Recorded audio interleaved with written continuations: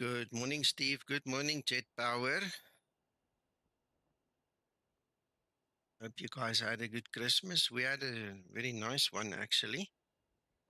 Our special guests are not here yet, so I'm going to start setting up the flight. I'm sure we can start our little chat anywhere in the middle. We don't need to wait for them, but is what it is, eh? Let's get going.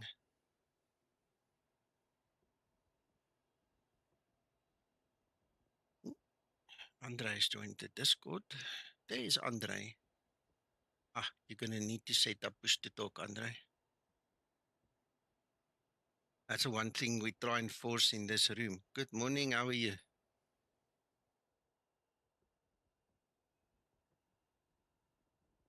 Morning, Kev.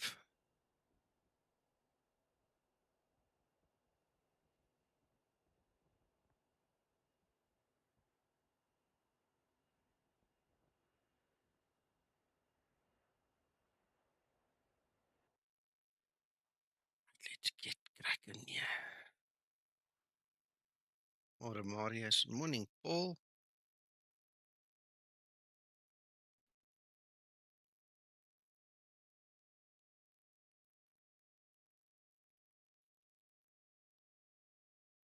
Are you winning, Andrey?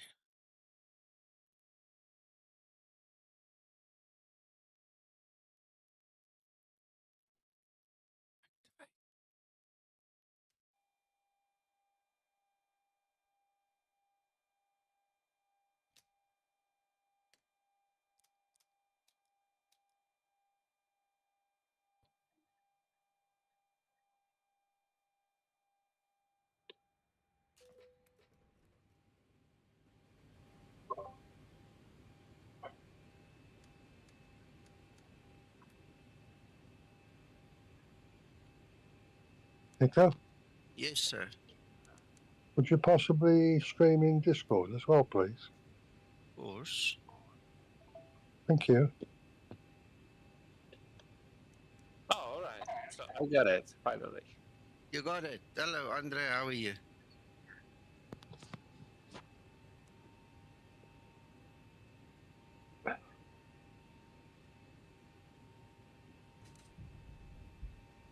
Oh, God, it only works in this tab. Okay, I see. Yeah, you're gonna have to keep it steady. What I need to do is separate my windows. I hate being half the screen. I have my Discord half the screen.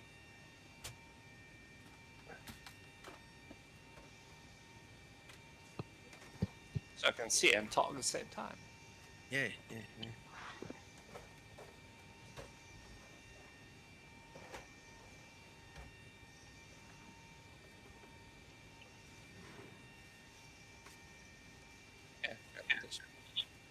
Right, just make sure your mic is nice and close to you because otherwise you fade away in the background.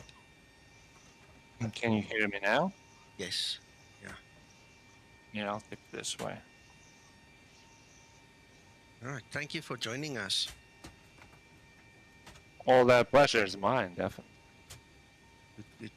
So, in the title of the stream, we obviously said that this is now Andrey and he's the developer of xEnviro. So you guys can ask your questions today and have a nice chat with him. And the reason we got Andrey here is because I have questions and I want to get a little bit more information on all the settings and everything. So thank you for joining us. Let me get into this. Oh, God. Yeah, thank you for having me there. Yeah, let me get into my xEnviro settings. One of the things that prompted this, Andrey, was the fact that when I flew into Bari, I had snow on the ground and everybody was asking me, but why is there snow? All right.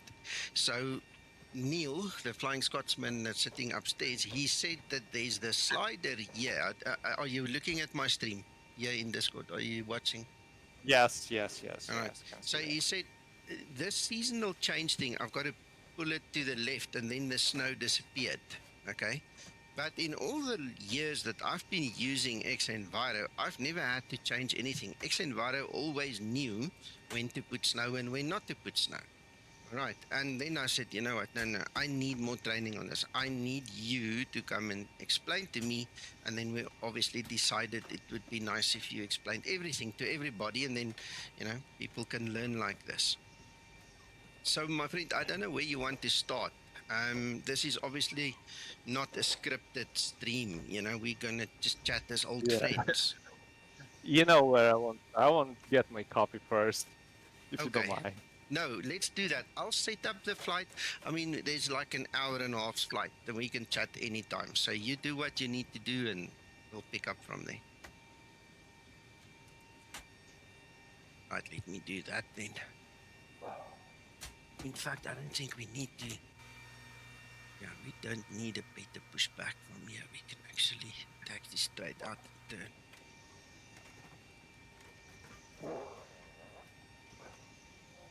Uncle John, you're breathing on that mic of yours, sorry. The only way I can do then is go mute. Okay, well, you can unmute when you talk, obviously.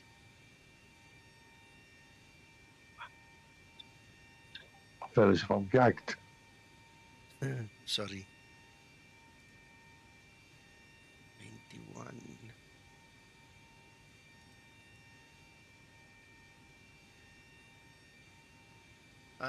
Paul, to come back to your question of Flight deck fuel is all loaded up and you are good to go. that was waypoint. To come back to your question of the max, level up is doing the max. Zibo and I were talking about doing the max, then we ran into some difficulty because of other people and other situations. But we all now know that level up said that they're going to do the max. So how far Zibo will be involved remains to be seen. We have no idea at this point in time.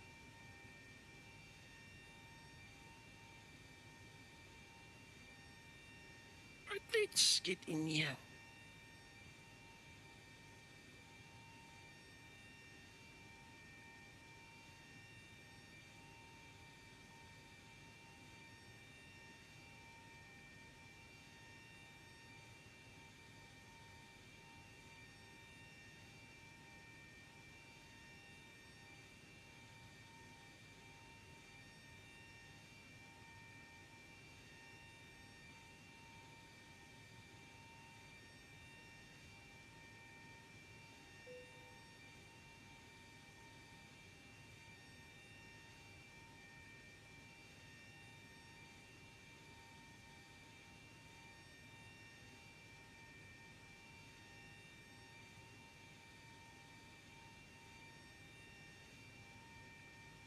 Yeah, that's unexplained. So look, we all know there is a payware version coming from one of the payware developers.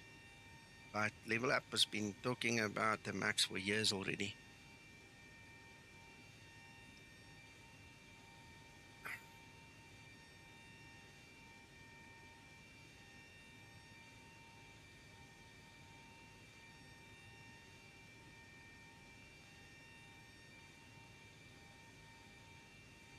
There was an issue.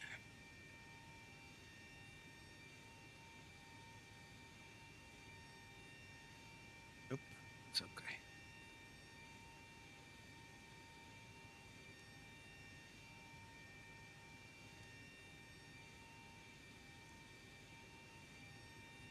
Oh, look who's there.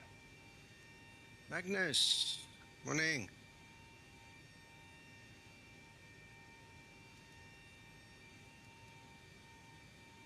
Good morning. Morning, mate. Good morning into Sims. Yeah, all good, all good. Boss. Sorry? I said, morning, boss. Okay. Magnus, I'm just setting up so long and then we can all have a nice big chat. Gotcha.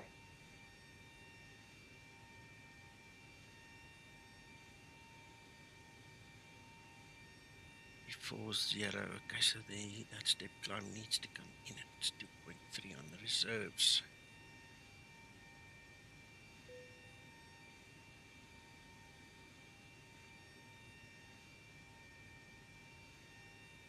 0.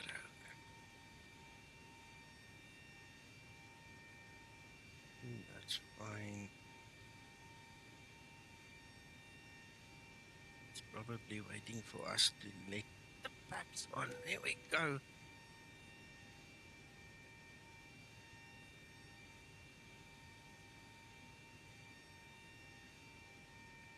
Ready for pre-flight procedure.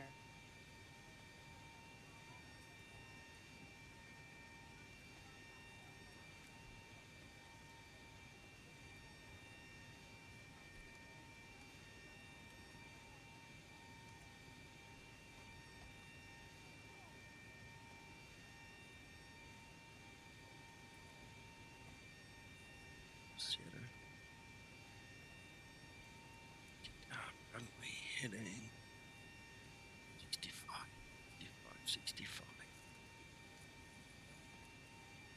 Perfect.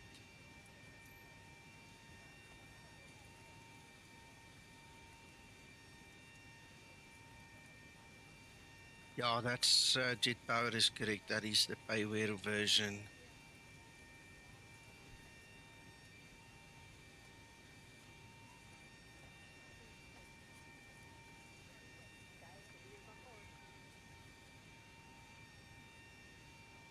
Right.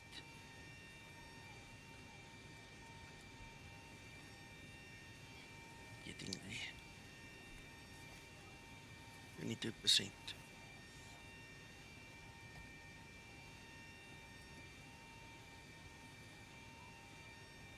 Magnus, Andrey, you guys are free to have your chat, jump in whenever you're ready. I'm just waiting for the packs to load. I'll start the APU, push and go. I'm not flying online, so I'm not in need of talking to anybody else, so you guys are welcome. Why not? Why not? Mm-mm. No ATC?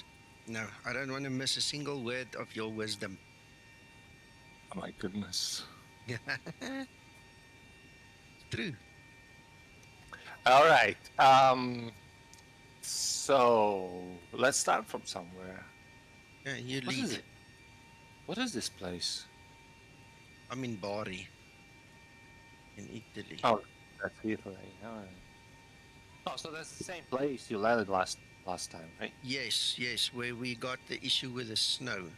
Yeah, where we you were go. wondering why is XEnviro putting down snow.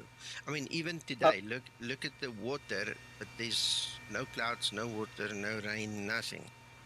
Yeah, the water is actually the snow that melted. Okay. Right. But this is what's happening. Okay. The servers, all the servers, they actually checking all the precipitation around the world constantly.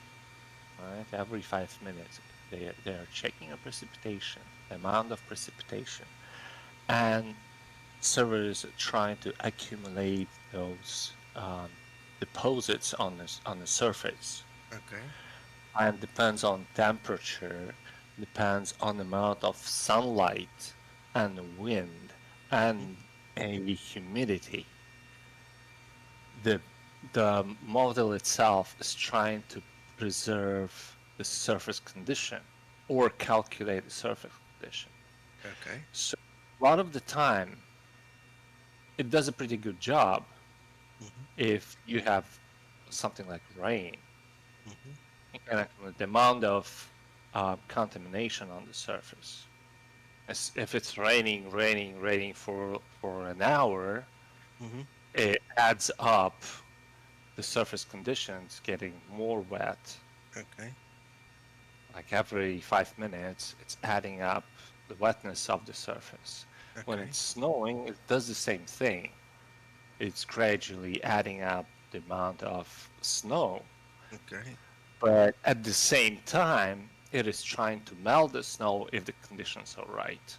Okay. If let's say it's snowing and it's around 0 and it's not really cold and there's no wind, so it's supposed to be melting right on the spot. Okay. The problem with that is it's like two issues with that. The first issue is the area that is being checked is pretty wide. It's like several miles across. So let's say you have 3-4 airports within that single area that is being checked for contamination or for precipitation. And you have one airport reporting a light snow. And it can be rain and snow with positive temperature. The server starts accumulating snow for the entire area. I got it. Yeah. So if it's like snowing for an hour, that's pretty much of precipitation, a lot of snow on the surface. Sure. So your area can be within that range, even though you may experience like zero clouds in real life and no precipitation at all, but the area can be covered with, let's say, water or snow in that regard. That can be the case. Another case can be that one of the stations may report something like that looks like snow. And so the server decides like, oh, there's a snow coming. So by mistake, it starts snowing in one of the airports where kind of a snow reported can be somewhere in remarks or somewhere. Okay. There's another issue with that, is that servers are checking the satellite data,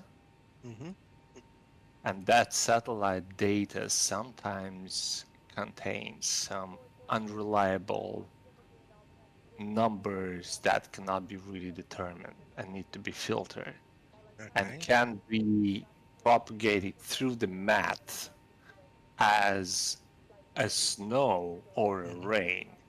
So that can be an issue too. That kind of not a really frequent thing. The more frequent is that one of the airports in the area reporting snow and the entire area gets covered by snow. Gotcha.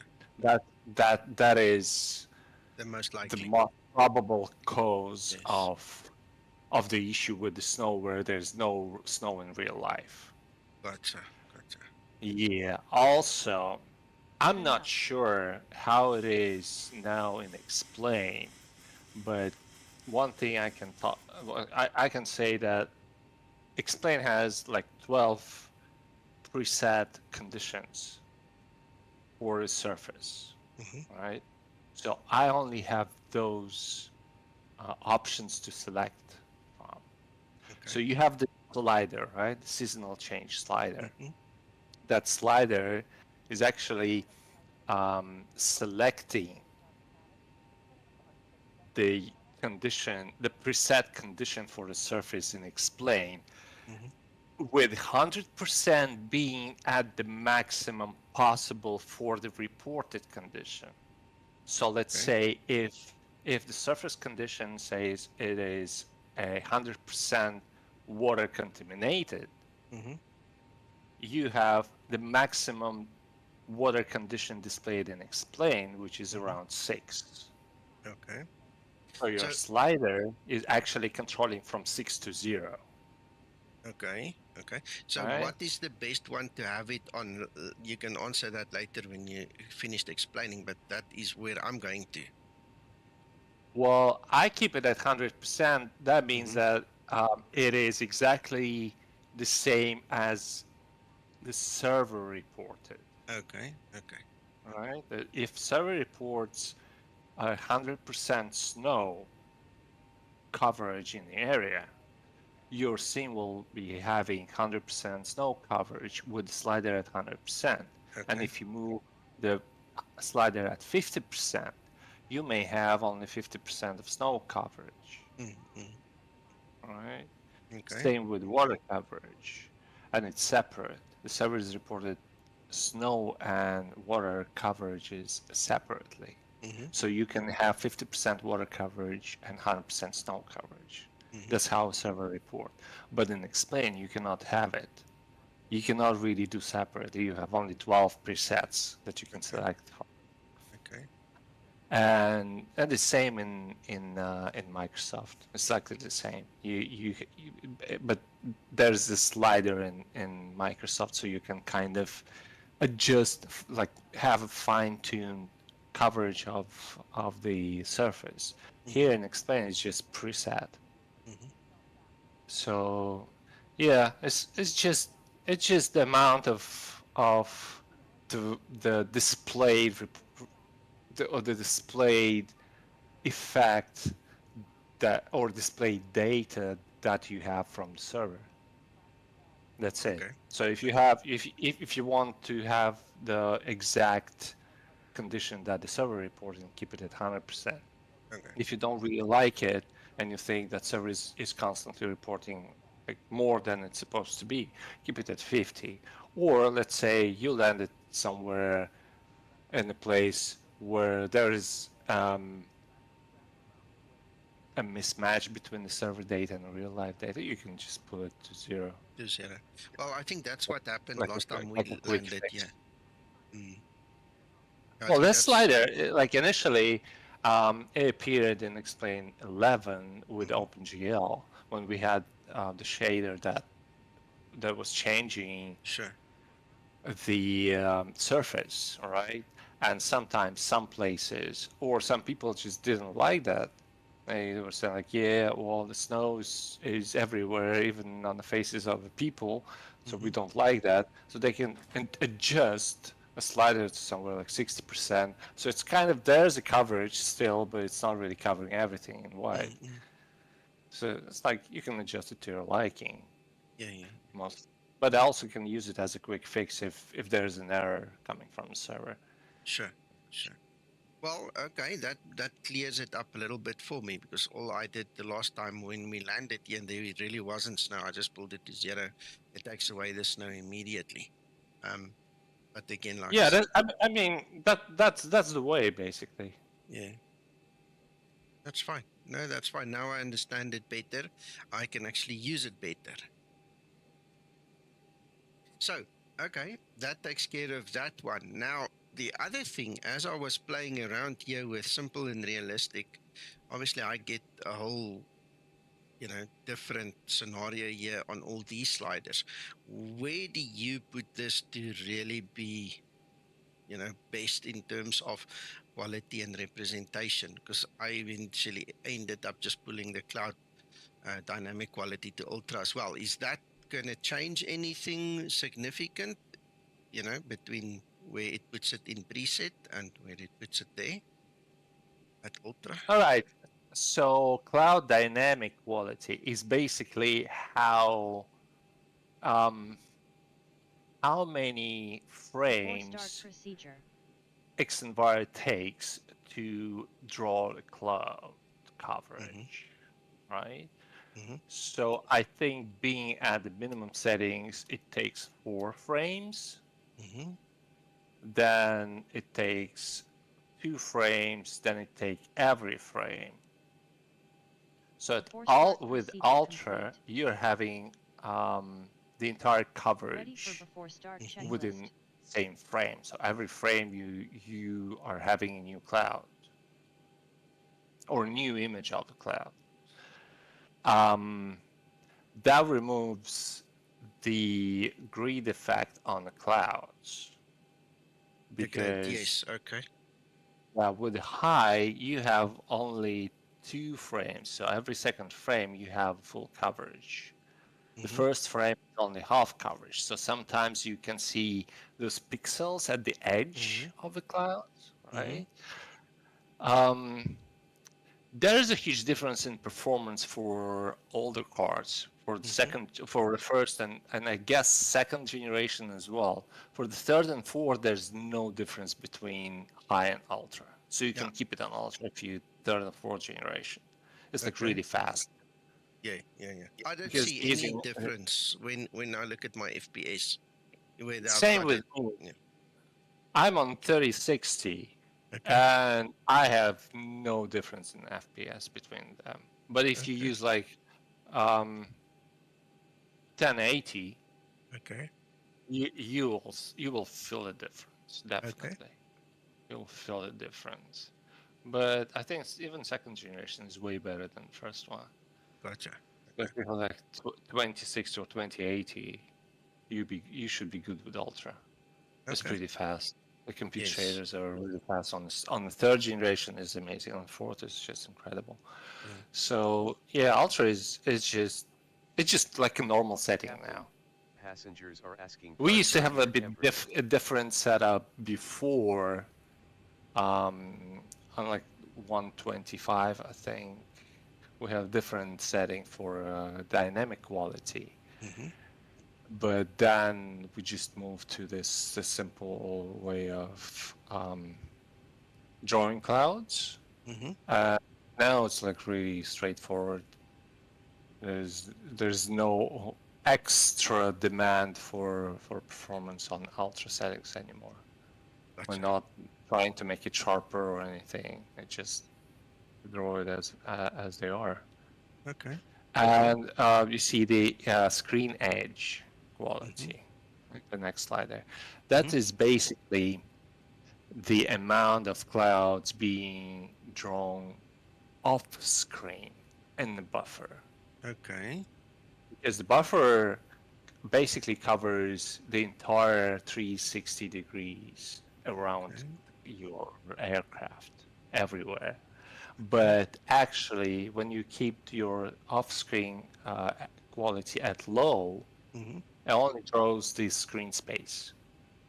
Exactly the amount that displayed on your screen. So if you move camera, there will be some pixels or clouds missing at the edge in the Okay. direction of movement, right? Yeah. Especially if you have your dynamic quality lower than ultra, Okay. because half of the frame is not really there. So you will have that gap. So by adjusting the cloud screen edge quality, you're basically extending that the screen edge to overlap the area that you don't see. So when you move camera, there are clouds already. Okay. That's interesting. That's actually nice. Right? Yeah. Yeah, that is kind of extending. When you have an ultra, that's the entire screen, the entire space of the buffer is covered with Mm-hmm. clouds. So it's like the highest demand, the highest possible Mm-hmm. demand. That can affect your frame rates, can affect your performance. Not probably on your GPU, I'm not sure. Yeah. Um, I haven't so really that played with it because I didn't know what it was. Now I know I can play with it. I'm gonna leave yeah, it like give it that. somewhere in Yeah. somewhere in medium. See if you have anything missing when you pan camera fast or move your camera fast. See if if the visuals are okay at medium, keep it at medium, because you never know. Maybe somewhere in thunderstorm condition or where a lot of small clouds or tiny clouds displayed, you may have some performance issues. Yeah, so if you're okay with the edge, see, you don't really feel it. I mean, on the stream, I don't see any Yeah. difference. I don't see any clouds missing at the edge. No, it looks cool. Looks fine. Okay. Okay, I'm gonna do that. Let's just put it there to medium. We'll play with it. Yeah, you don't really need it with your setup. It is a slider for lower end cards. Okay. Again, I always have I have a 3090, and I think for most cards above 3070, 3060, you can have both of these on Ultra. Yeah. Well, I'm looking at my GPU utilization in the performance tab here in Task Manager. There's no difference at all between any of these settings. Nothing. The FPS doesn't change. Nothing changes. Yeah, So, this is how it works. This mm, is how it works. So it does not matter on what settings you put xEnviro. It will occupy the entire GPU power okay. because compute shaders work independently from the main thread on the GPU. So xEnviro is trying to pre-render as much as possible parallel main explain rendering. It's like a second cloud sim running with the sim. So you have that occupation all the time. Okay. No matter on what settings you're running xEnviro and explain, the xEnviro will try to occupy the entire GPU. Okay. Because the that demand makes is sense. high for. Yeah, because the volume is really big. The Yeah. volume for tracing is huge, so it is trying to maximize the resources. And it's not xEnviro doing it, it's a GPU doing itself. This is how modern Starting the number GPU 2 try engine. to schedule work. Mhm, When you compute shaders to the GPU is assembling wavefronts. So it's assembling units in kind of a pack to run it and then have second pack ready. So while it's running a pack of units, it's trying to preset a data for the second pack. So second pack will start 25 running and 2. immediately when the first one is Understand. over. Understand. So So it's like the occupation is 100% all the time. Yeah. Gotcha. So that's the thing. So it's just don't be really bothered by the load on your GPU. It's just to have it smooth. The Okay. GPU is trying to make it smooth and fast. Starter cutout. 100%. Okay. Then, one of the guys here on streams asking about the weather radar. We'll get to that. X-Plate is obviously going to implement new weather with 12.1.4. Okay. So Zibo has put some preemptive code in here already from the SDK. Are you guys going to give us some weather display on the ND as well when that happens? Do you have to change anything, or do we just piggyback on what Laminar puts in? Have you thought about that side of things, the weather radar? Sorry, it's off settings now. I'm just curious. Yeah, here's the thing with the explain weather. It's never been a really nicely working setup for explain, to be honest. Since explain 9 when I started, really, and I've been really disappointed by the quality of weather in explain, and that's why I basically started xEnviro, because like that was like a huge disappointment. Yes. And now with explain 12, and it's not any better. I don't see any improvement in the weather quality. It's actually now it's way worse because they introduced local weather, and you cannot really control the local weather. You still control the global weather. There's no way you can control stations separately, or set weather conditions for stations separately, or fine-tuned weather on the stations. There's no way you can do that. So xEnviro is actually replacing all the calculations for the atmosphere and explain and making their own. So we do not really care what explain will come up with. Yes. Okay. We have our own math and we have our own condition that we can set for your aircraft. And your aircraft will have the condition that xEnviro has. So moving over to the weather radar. Before taxi procedure. Historically, I had Flight Factor and JAR contacted me early in development stages, and they asked me to provide them with the weather data so they can implement weather radar on their own with their own logic. And we set up procedures for them.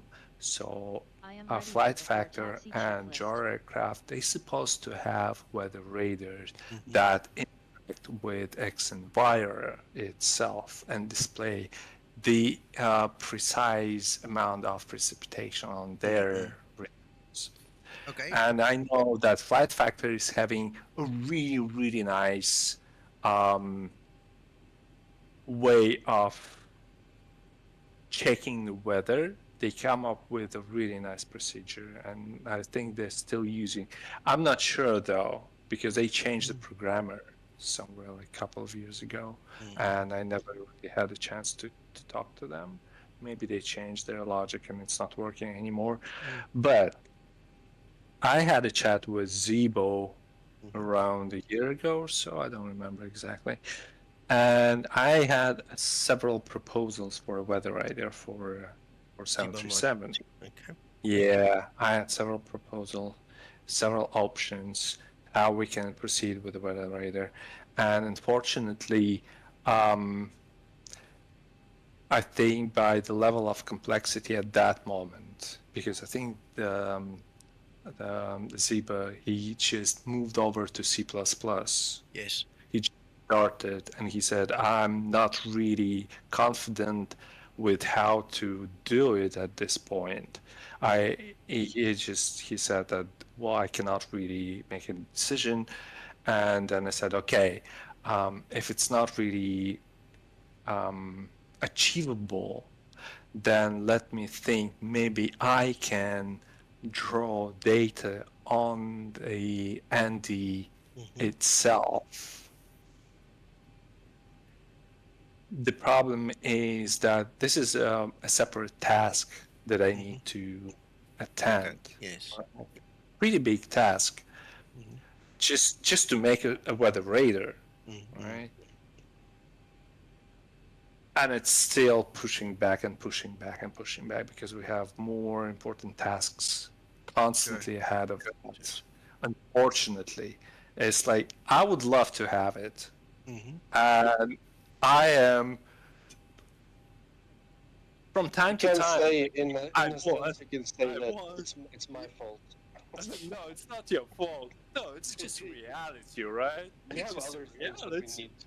Yeah, well, we're looking at our tracker and we have like tasks and I'm like, okay, this task is pretty important. I need to do this task. Weather radar, I really want. I want to try. I want to fly with weather radar. It's just not enough resources to really do it right now. Yeah, just to look into it. I'm looking at our task list right now, and we're above. We're like we have 30 tasks in the line, and I'm seeing we have coloring on how difficult they are, and I see a lot of yellow and red. So that's kind of how I also choose the tasks that need to be. I add one red, but I can't add two reds for the same run. Gotcha. And I'll add maybe a couple of mediums and an easy, and then we'll have to say stop, or we won't get an update out. Yes. Okay, that makes sense. It makes sense. So what I take from this whole conversation is that either Andrey needs to write something for the Zibomod, or Zibo needs to write something for the Zibomod to get that weather radar going.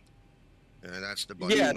That's the thing, and I'm up to helping Zibo with everything he needs. Okay. Like I'm here to help him explain, or even give him a call if he elect to do that himself. Yes.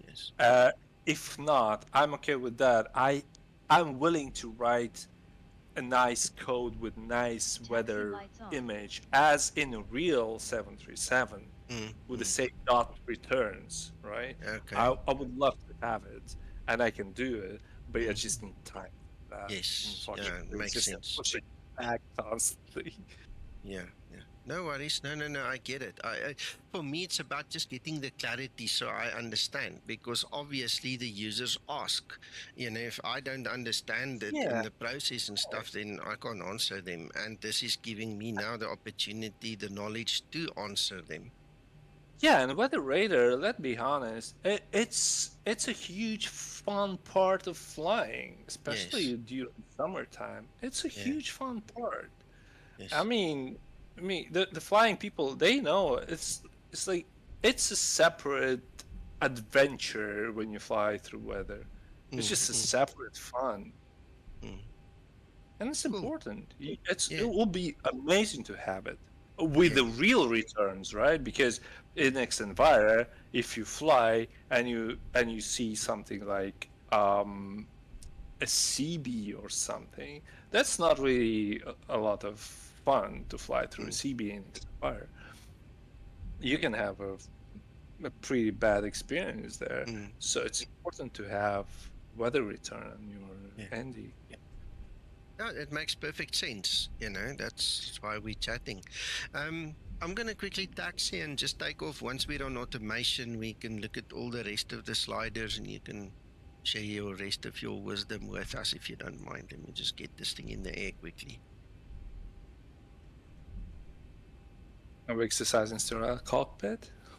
No, you can continue talking. No, you go for it. I just need my screen to see what I'm doing. That's all. Yeah, that's fair.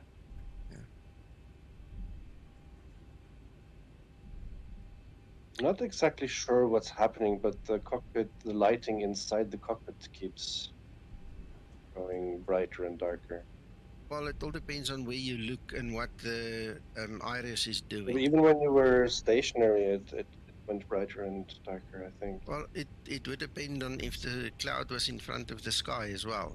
Was it the sun cloud in front of the sun? There's so many factors, and one of the things that I've noticed is depending on the time of day and the angle of that sun, this cockpit even changes to like a brown color or an orange color, and people say, "Oh, are you flying a 777 now? What's happening?" You know, because the coloring inside the cockpit changes a lot depending on the sun.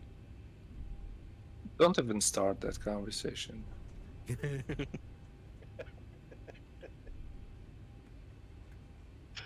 Yeah, we had this chat last night with Magnus. Mm. It's just I'm not sure. I'm not sure where it's all going. Yeah, take it one at a time. Otherwise, you get overwhelmed and then you lose interest. Yeah, I mean, I have a friend who's still flying in Explain 11. Okay. Right, and he was showing me his Explain 11, and it looks so way better in terms of the softness of the colors of the atmosphere in Explain 11. The softness. This is how we see things in real life, right? Mm-hmm. We don't see the world through the lens of the camera that is clipping the dynamic range, as we call it, right? Mm-hmm. We don't see the world through the camera. We see the world actually through our brain. Mm. The image of the world is created by our brain. Our brain cells create what we see, not even our eyes. So our brain can do a lot of magic, and it softens all the colors. It softens all the colors of the atmosphere. We don't see the world as we see it and explain, nor Microsoft for that regard. It's like too hard on the image. But our brain, this has always been my issue with all the simulators. I want to see exactly what I see from the cockpit. Exactly the same colors, exactly the same softness as I see with my own eyes. Not as I see on YouTube, on the videos recording of the flight from the cockpit. Yeah, it is colorful and vibrant and bright, and it's nice, but it's not how it is in real life. It's just not how it looks. It's always been my issue, and I get it. I was trying really hard to make it as soft as possible. Gotcha. You could also say that for this type of experience in a simulator, you have the argument that some people want to see it as they see it on YouTube, but that is not how we do it. We have realism first as how you see it. So that is our point for that argument is from the realism side. Yes, makes sense. So we try to recreate what we see and not what you see through a lens. Absolutely, Before makes takeoff 100% procedure sense. complete. Quick question, while Carl is asking Ready for there, before takeoff checklist. sorry, it's Steve. Sorry, Steve. You remember in the previous test version, a lot of the clouds were like at ground level, and the quickest way to fix it was just to switch xEnviro off and back on again. Is that fixed in this 1.34? Yeah, it's supposed to be fixed. I paid attention to that and I tried to fix it. Occasionally, maybe some situations where clouds may still touch ground. Okay. Just because the thickness of the layer is 250 meters, right? Okay. That's the thickness. So what we're doing to achieve, let's say 100 meters height above the ground, we just shifting the entire cloud space down or up within those 250 meters. So sometimes, and it's shifting slowly. We cannot afford really jumping clouds up and down. So we're moving them slowly. So sometimes the report comes and it's showing like clouds at 100 meters, but the previous one was like 50 meters. So it's drawing the same height, but it is shifted down by 100 meters or by 150 meters. So it's like really touching ground now. But then it's slowly supposed to move higher, higher, and higher. So it's kind of, we still need to really look into it. Positive rate. Should be better. Yeah, because I already made some changes in that regard. So it should be better. Excellent, excellent. Okay, well, that answers the question. Jet Power says you are right. He wants to see what he sees. He doesn't want the other stuff. Acceleration So that's good. It's good. Trim up. Right, I'm airborne. So That's what I hear from real pilots, right? That's what real pilots say. It's like, well, same. Yeah, it's not really the way we see the world from the cockpit. Right, that's you remember there's a lot of complaints with the dark cockpit, right? When you look outside and your cockpit is just pitch black, this is not how we see it. Our brain readjusts dark regions so you can see still the bright region and dark region. Your dynamic range inside the brain is being readjusted. It's not the way the camera works, and this is why we have so many issues with this brightness. Even now, if you look inside the cockpit, the outside brightness used to be bright white. Yes. Now you look outside. Don't look outside, just look in that part of the image outside. You still see the horizon, right? Yes. Like put the camera down inside the cockpit. It's not really white as before. Approaching transition. See? You notice? It's not white anymore. I've readjusted that part. Now, when the X-plane is trying to make the outside world bright, I'm dimming that down. Yes. So now you can see inside the cockpit and outside the cockpit with the same brightness. Yes, yes. And then this bloom effect I see also has an effect on it. So the bloom is actually controlling the X-plane bloom. Okay. Because well, I don't want to comment on that. It's just no, I understand. I was playing with it, and for me, in my eyes, what I want to see on screen, 40% seems to be the best. You know, and I did this in daylight. I didn't do the testing at night. Maybe I must actually do it at night as well. But for me, the daylight is the best way because it is the highest bloom level that we have. Yeah.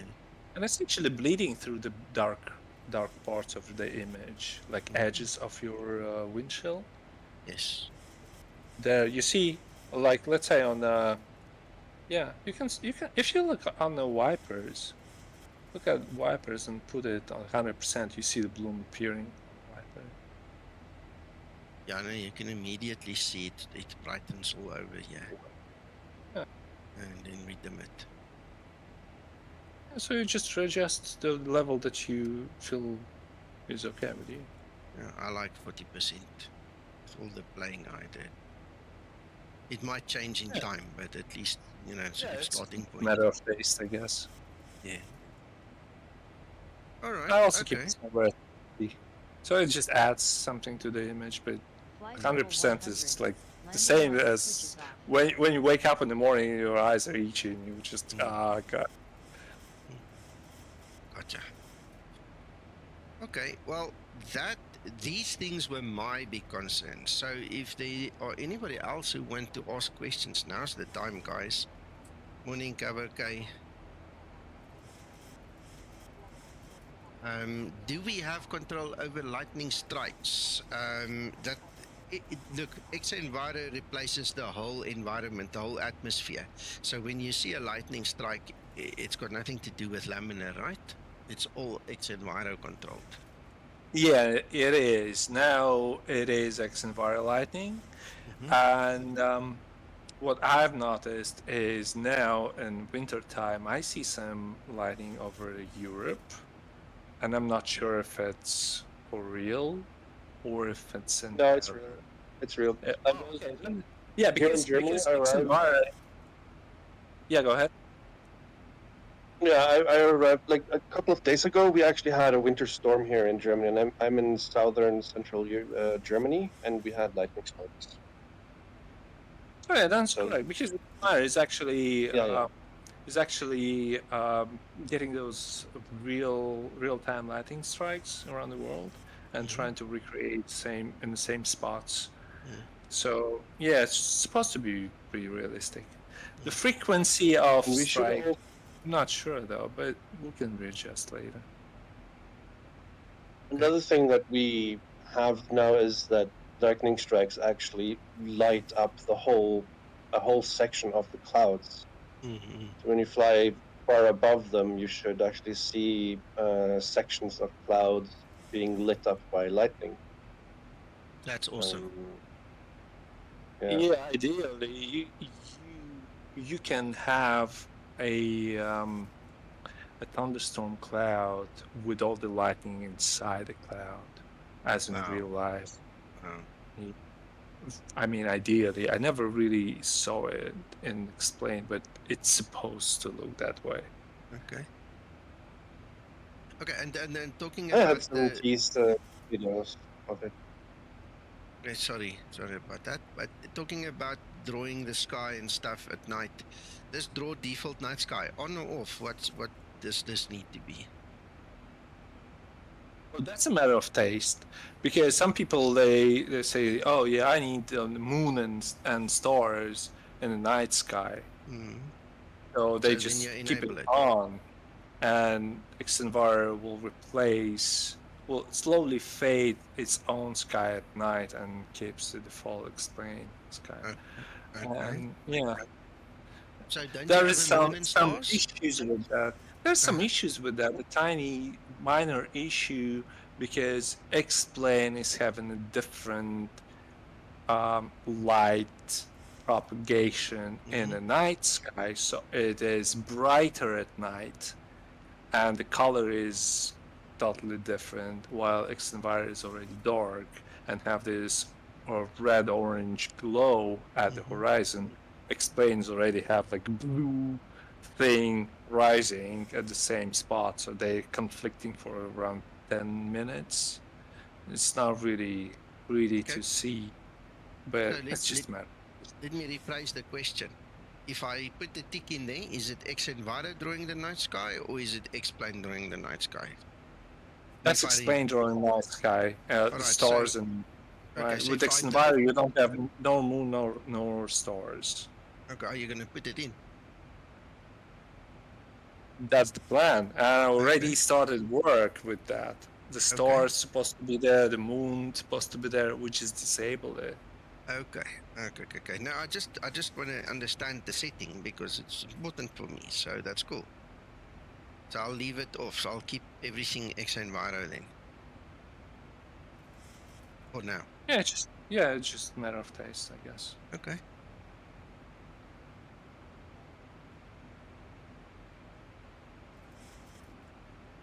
All right. Yeah, and the rest is this is absolutely a matter of taste. Yeah, the dynamic blur. These things. I mean, people ask for it. People Yes. ask to have softer clouds, and also it's kind of hiding all the artifacts as well, making it's hard. And yeah, so the crossfade speed speaks for itself. Yeah. What's there? I cannot really see the realistic ozone level. That's just the color of the sky, really. And Nico pointed at the filters, Andrey. These ones. So it's fine. It's fine. But different colors and saturation and everything. That's very much subjective. Yeah. Yeah, that's just. I mean, people were asking for post processing with all the adjustments, and we just introduced them at some point with the tone mapping settings, and it's also moving up and down, changing math, changing logic, just to make it work or look better. Yeah. But yeah, you just adjust it the way you like it. Just look at the image. Even I asked for the too, just because sometimes I find it fun to play around with, and then I set it back to natural. Yeah. Some people they're having different monitors, different displays, different power settings. They just want to readjust, fine tune the image for their liking.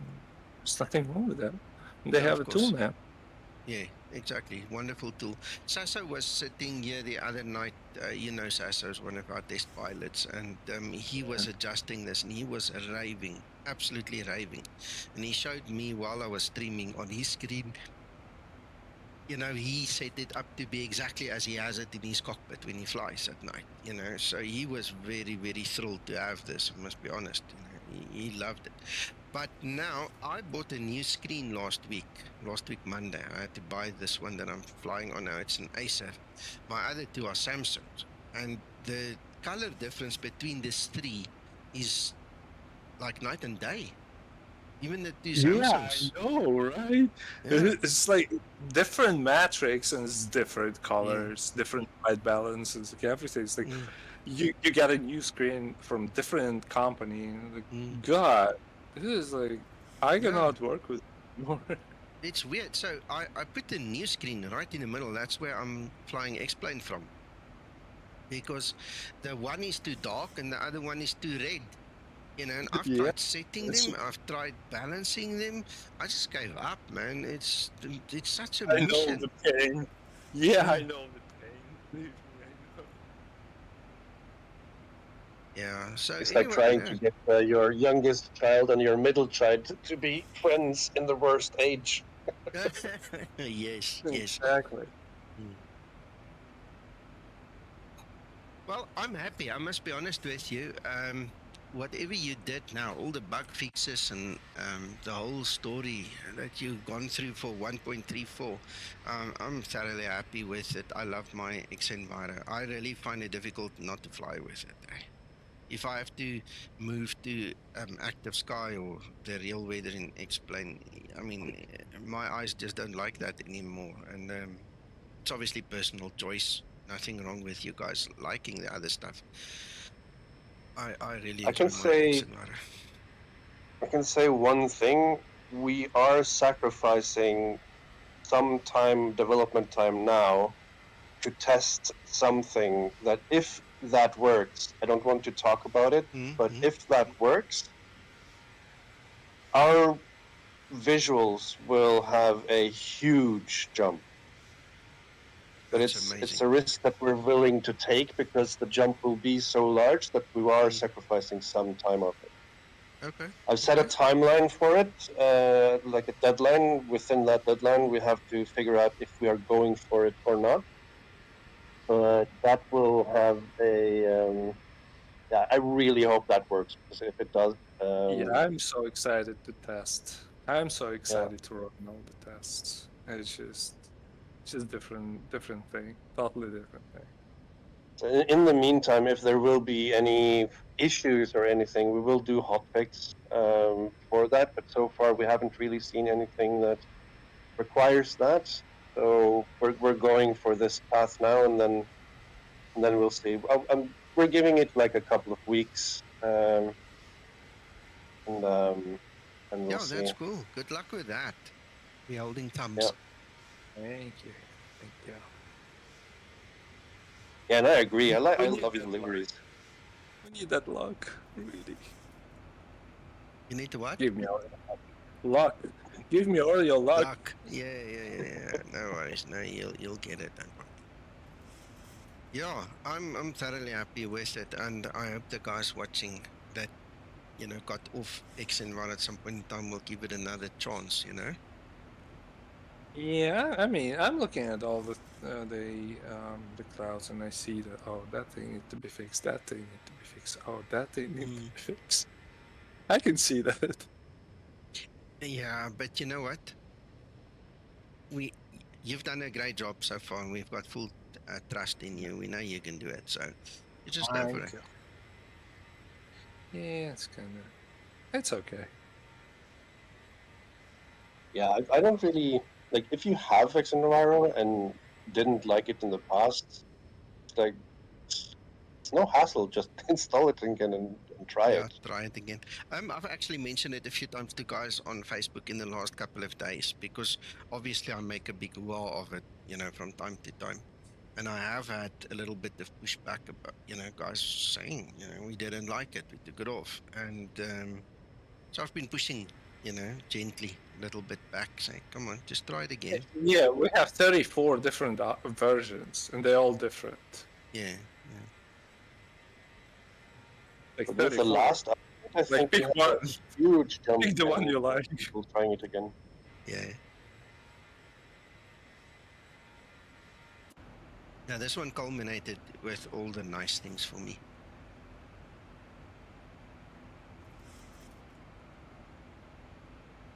Adds so much value and fun. Yeah, thank you, Morris. I agree. It adds a lot.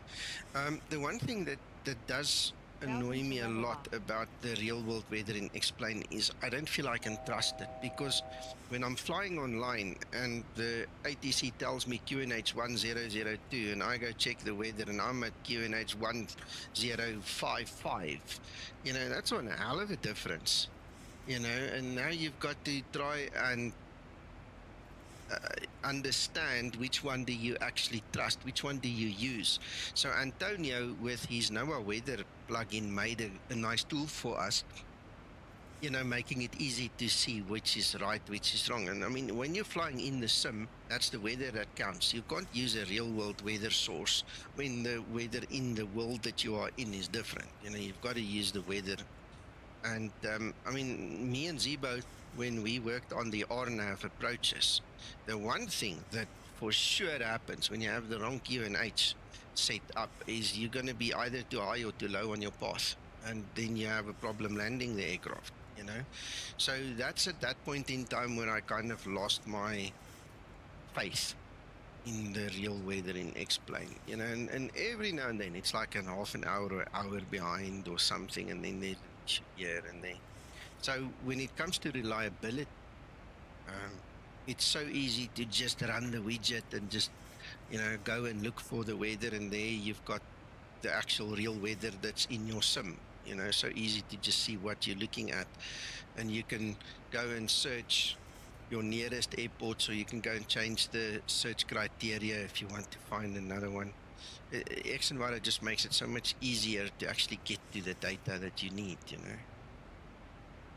Oh, and if anyone has suggestions on what data they would need, like we think we have everything that is needed covered, but there's always someone who would like some feature or anything. We're very much open to for suggestions on what to have in our menus and what to display. And we will get that in if it's not too large of a task. Yeah. No, that's awesome. That's really nice. Thank you for that. My biggest like my personal gripe with default weather, and this goes for Microsoft Flight Simulator as well, is the size of the clouds, where they have, and I'm going on and on about this. Like every time we talk about the differences, this is my main thing. Where if you're on the ground, you look up and you see, oh, those are nice clouds at 3,000 feet. And then you take off, and those clouds are at like 20,000 feet. you're ascending, and you just don't hit those clouds, and they're at 20,000 feet, and they look like they should have been way lower. Yeah. And that's where I think the realism comes in visually for myself, where you go through clouds, and once you have passed the clouds, they actually look like they are down at 3,000 feet, like right now. I'm not exactly sure what feet these clouds are now, but they actually look They're below you. being at the distance that they are, because they are 1-to-1 scale. Yes. Yeah, that's very important. Jet Power is asking if he can have two copies, one in his X-Plane 11 and one in his X-Plane 12, because he uses both. That is allowed, is it not? Yeah, totally. Yeah. For as long as it's installed in the same PC, no problem. The only issue is the Vulkan layer files. They may be moved from one place to another, so you need to be really careful with that, with both the installations. So if you install, I would recommend install X-Plane 11 first and then X-Plane 12. So this way the layer is inside the X-Plane 12 folder. Gotcha. And also the installation itself, I would recommend to run the installation with the elevated rights, with the administrative privileges.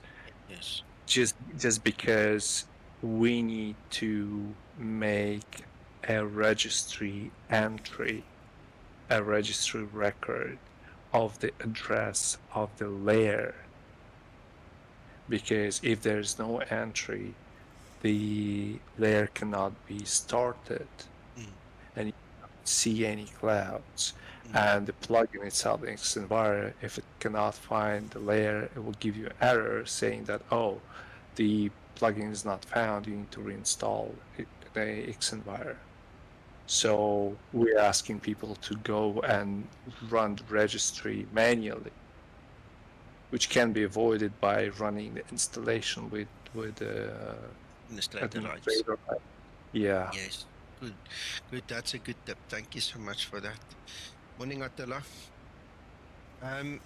I obviously had the 134 RC1 running, so I used the control panel add remove programs.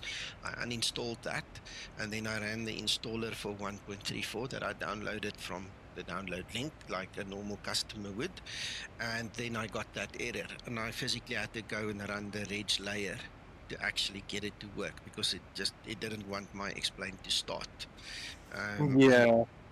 This happens not then. I've had 2 or 3 guys I've been speaking to, and in fact, Attila, I don't know if that was you. I've spoken to thousands of people in the last couple of days with the release of all the new airplanes and stuff. There was one particular guy that said no, he just can't get it done, and we eventually said no, contact support, because I think it was Attila that's here on stream with us. Attila, just say yay or nay if it's not you. I seem to recall it was him. He just, no matter, it was him.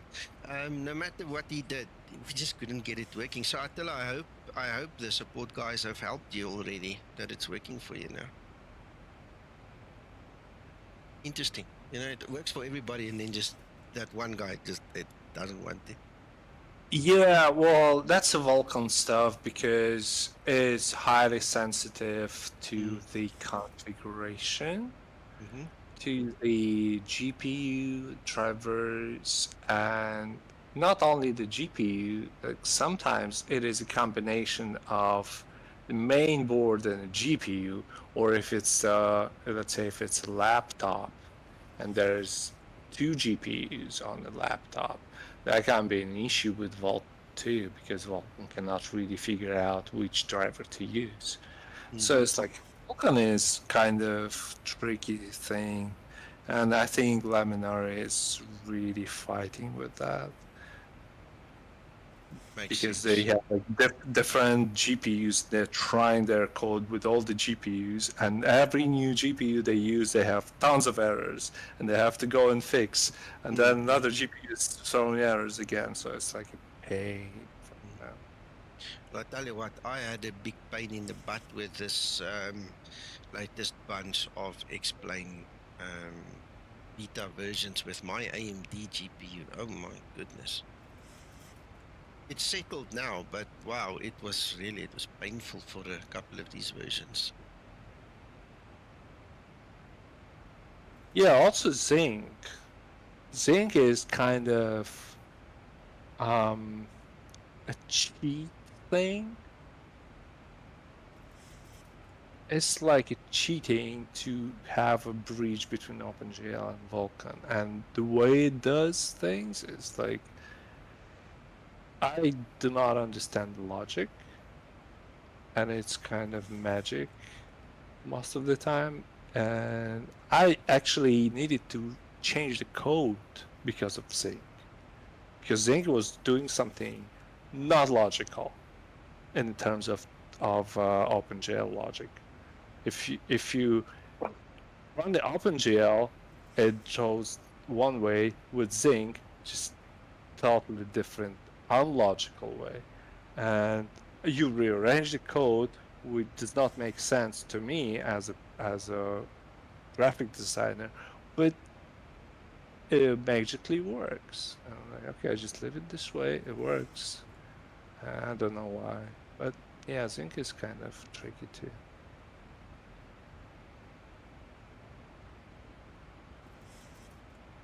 What is vulcanized? I've never heard of vulcanized. Sounds like an action that you do, not a program, but I don't know. Have you heard of vulcanized? He's asking, would you recommend using vulcanized? Vulkan. Probably, yeah. Maybe he's just talking about Vulkan. Well, look, I mean, with X-Plane 12, you have no choice, Attila. You get Vulkan whether you want it or not. OpenGL What you might mean though is if we recommend having Zink off. Zink off. I don't know. Yeah, that, well, if you're using an NVIDIA, you shouldn't really need Zink, should he? No. Exactly. Switch Zink off. Yeah, Zink's supposed to increase the performance of a highly populated OpenGL displays. When you draw a lot of graphics on OpenGL displays, Zink retranslates that code into Vulkan code and run it as a Vulkan code instead. So it's supposed to be faster. But in reality, it may introduce a lot of bugs and be at the same speed. So it's like, you need to really see if you have a difference, and if your performance is different, and if you have any errors or Vulkan crash with Zink, any artifacts for that matter. You need to really figure that out yourself. I mean, with you, there's no other option, right? Yeah, I'm you have stuck. to out. Yeah, unfortunately. Yeah, but with NVIDIA, I would say switch it off, try it. If it works, keep it off.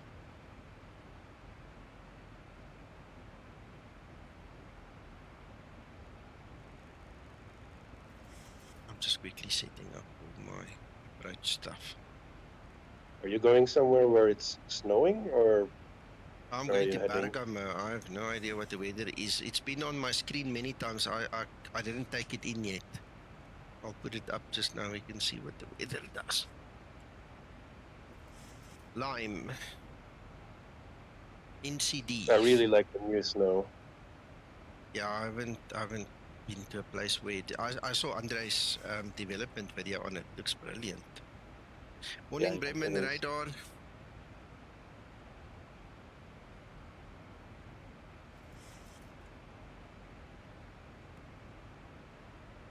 the Bremen, kind of with me in the room, you shouldn't really talk about the pirated Max because that was stolen from me.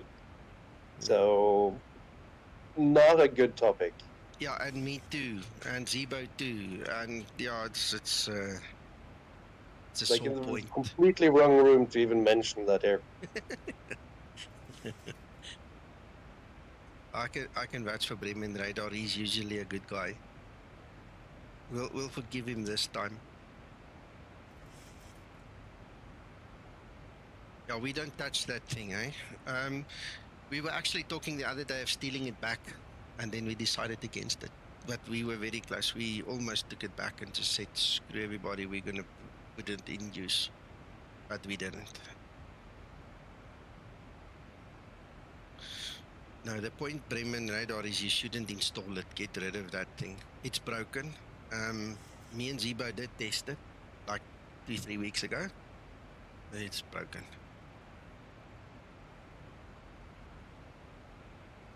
What you need to do is you need to get the level up aircraft. If you want other 737s, use the level up.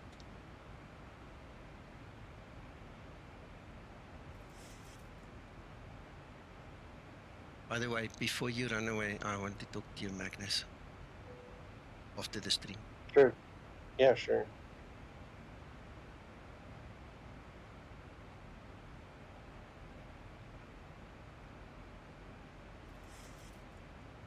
No, Bremen Radar, there's nothing wrong with the level up navigation. I personally was one of the test pilots. All the systems work there. There's 1 or 2 code issues we picked up since release, but it's even in the Zibo. So I did notify Zibo. He's well aware of it, and he said he'll come and fix it when he's back. He's obviously on holiday now, so when he's back, he'll fix it. But if you look at my streams of the level up also, you can see it works. There's nothing preventing anybody from flying the level up aircraft. Yeah, no, you'll have to, because honestly, I don't know of any issues. There's nothing that can prevent anybody from flying it. It's the flight model is different, so everybody needs to learn how to fly it just that slightly different, how to flare it, how to, do the thing. You need a little bit more power when you want to do the flare, otherwise it's flat, and then you go down hard. But that's something you can learn.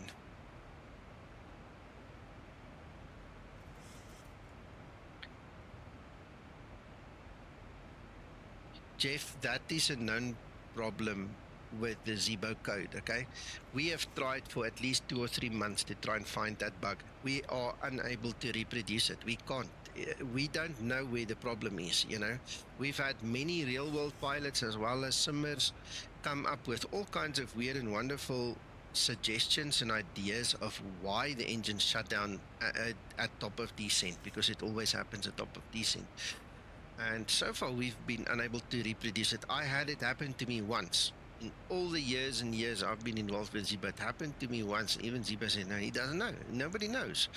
And nobody's been able to give us enough information. Even me, when it happened to me, I couldn't tell Zibo exactly what, and it was on video.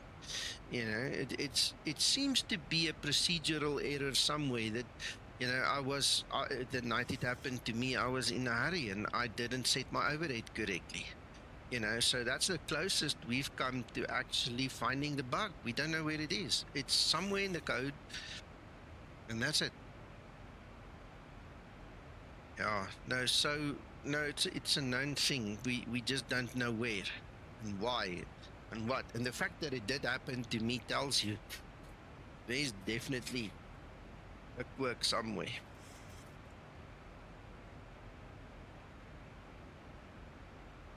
I'll probably be falling out and back in a couple of times. My father-in-law, bless his heart,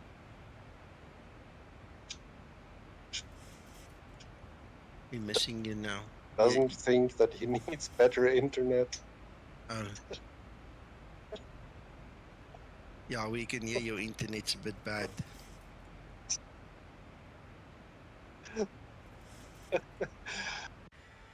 But I'm here and trying to work.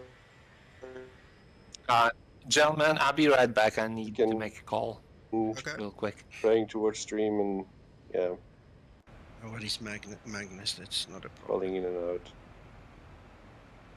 Well, I'm going to descend in about 88 nautical miles. Oh, I better set up frequencies as well. Yeah, it's just annoying.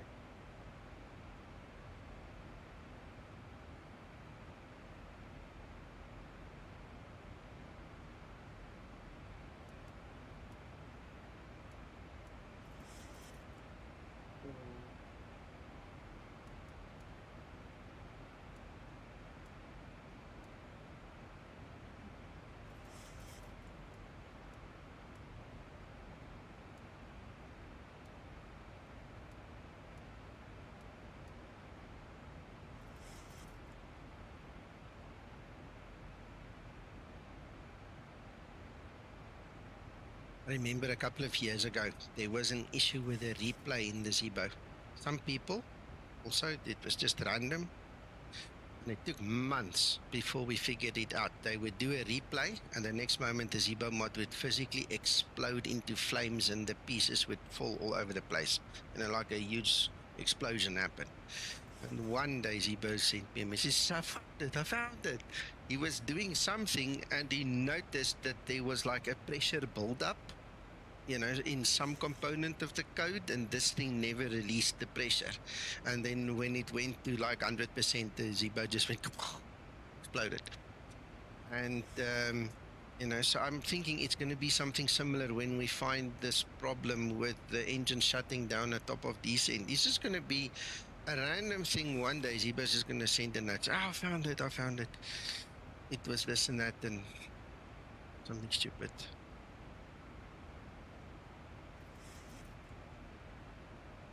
Bremen Radar, you're welcome to come into our voice chat. I don't mind. As long as we stay on topic, which we do, then it's fine. It's very occasional, Jeff. You can restart your thing. I've had guys tell me it happens like 5 times in a row. The 6th time they want to show me it doesn't happen. And then it doesn't happen for like a month or 2 again, and then one day it just happens. It's really random. Okay, there you go, Samuel. I can see you.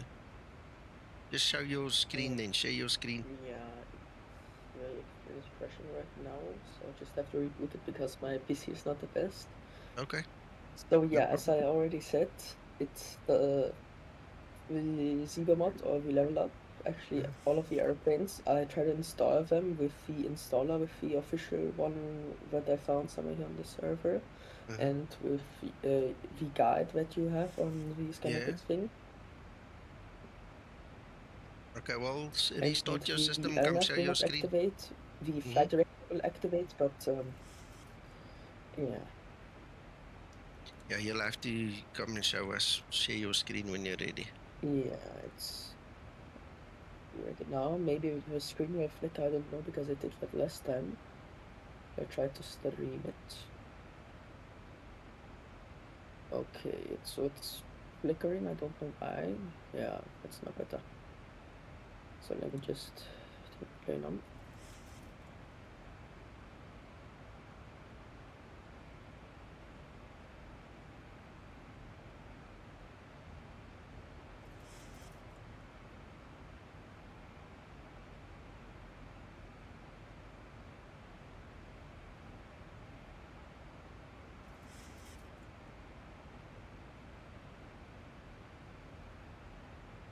Hendrik, if you guys can monitor absolutely everything, because we listen to absolutely everyone that has that problem.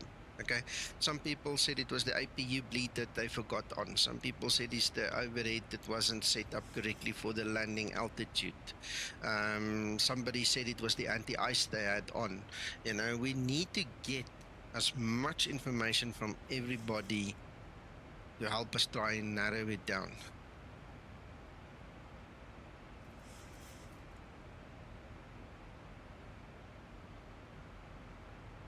So I'm in Finkenwerden right now, and sorry, I missed the crowd. Samuel, I missed your previous screen. Did you use GPS-L to set up the coordinates in the FMC? Well, I could not enter the coordinates, but it's apparently now aligned, I guess. Yeah, but that's very important because if you use the wrong coordinates to align it, okay, you're going to get all kinds of navigational issues because you have to use GPSL. Yeah, well, from the what it actually looks pretty okay because it's just near there, and yeah. So let me just do a quick route there. Oh, let me just make one. Sure. Jeff, your log's not going to help us. We've looked at plenty of logs. We're thinking about the procedures used. And, the sad thing is it could start with you selecting incorrect information or missing something in the FMC on the ground already. So log is not going to help us. Ready for descent procedure. Yeah, I don't think a log is going to help us. We all got the same kind of log. We are looking for needle in a haystack, and I'm pretty sure it's going to be about a procedure or something. And if it's not a procedure, it's going to be a temperature or a atmospheric condition or something like that.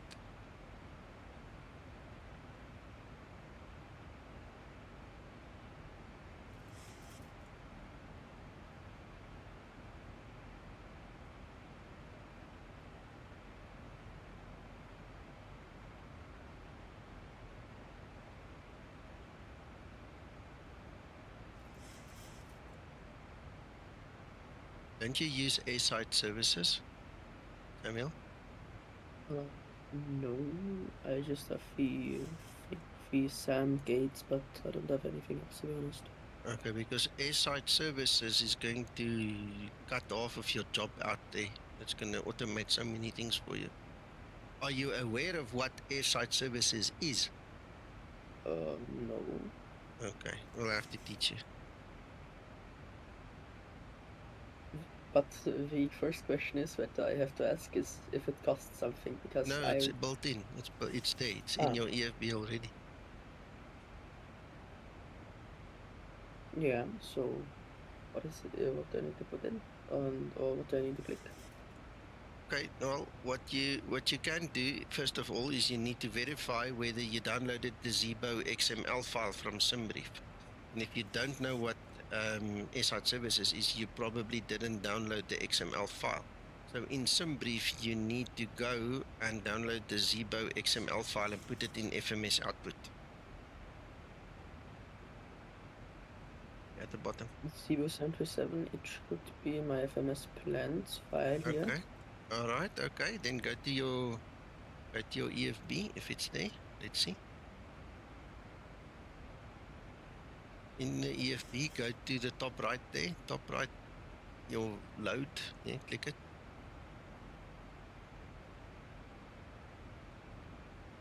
Okay.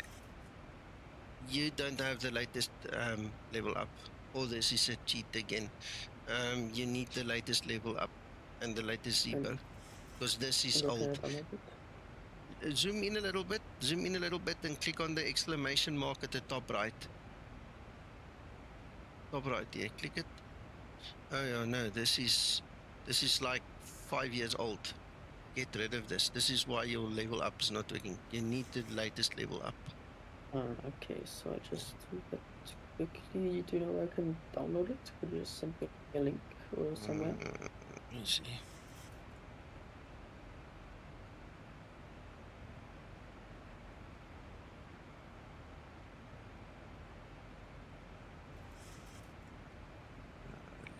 Level up.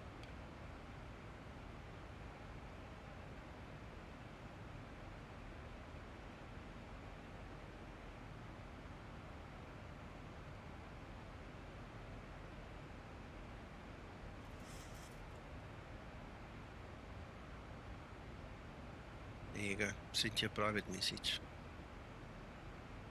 Yeah, that's why it's not working. Get rid of that thing. You have to physically get rid of it immediately and get the latest. Yeah. So I have to just delete the plane, or do I have to delete do some... delete the whole folder associated with the plane. Just make a backup of your liveries. In fact, I don't even know if those old liveries will work anymore, because that's a hell of an old version. I don't have any libraries. Alright, to be now then honest. just delete the folder and start over. Attila, let me help you as well. So all you need to do is you need to enter, you see my name there, Skymatix. You need to Yeah. enter whatever your name is in SimBrief, and then once it sees it and it's the correct one, you can click on retrieve the OFP and it will talk to SimBrief and get it for you. It's easy as that. And is it for Approach X-Enviro top level of 2? descent. Yeah, it's for both. You just need to pick the right one. Yep. Andrey, are you back already or not?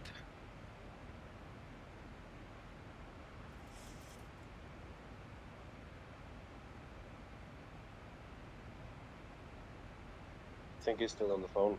Yeah. Magnus, Attila says here, he switched off Zink and he tried xEnviro, it's still not working. Then he deleted the DLL file from the layer folder and it works. I will wait for support, just updating you guys.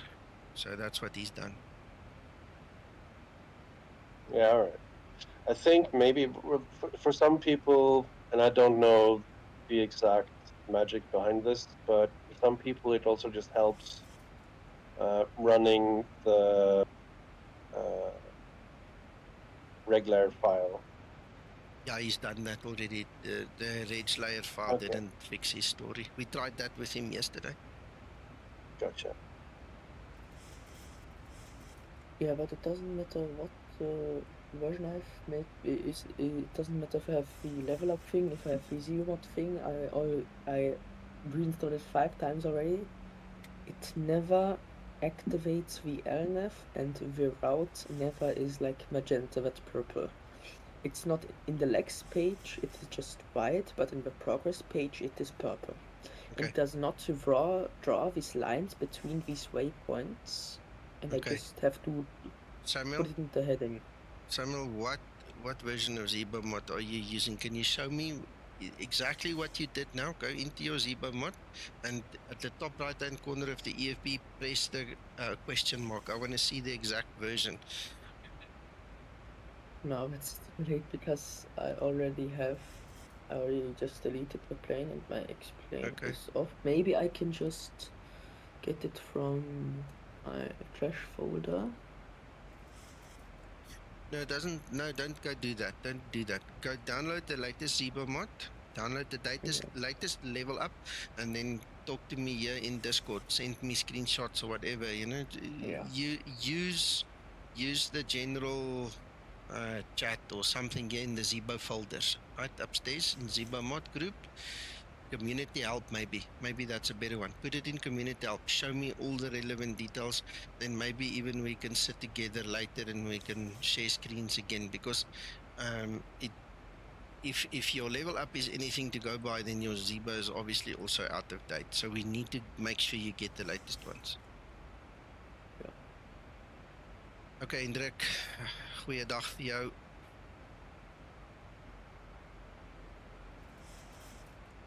Right, so I'm descending.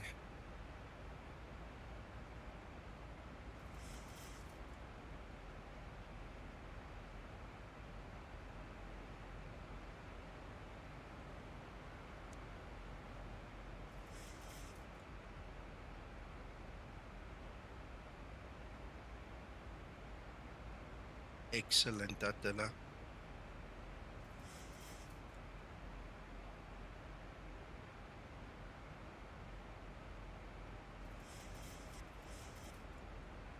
Okay, I am back.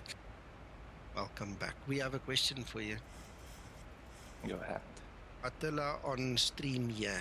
I've tried to help him yesterday over many hours. We've tried many different things. Even when running the reg layer exe, he's had to put in a ticket for support with your support guys, because he cannot get xEnviro to work in his system. So his last sentence to us is, he switched off the Zink, he tried xe, not working, deleted the DLL from the layer folder, and then it works. So I don't know what the mismatch or miscommunication is, or what. Do you have any idea what other tip we can give him to maybe get it work? Because he obviously needs to wait for the support guys to get back to him now.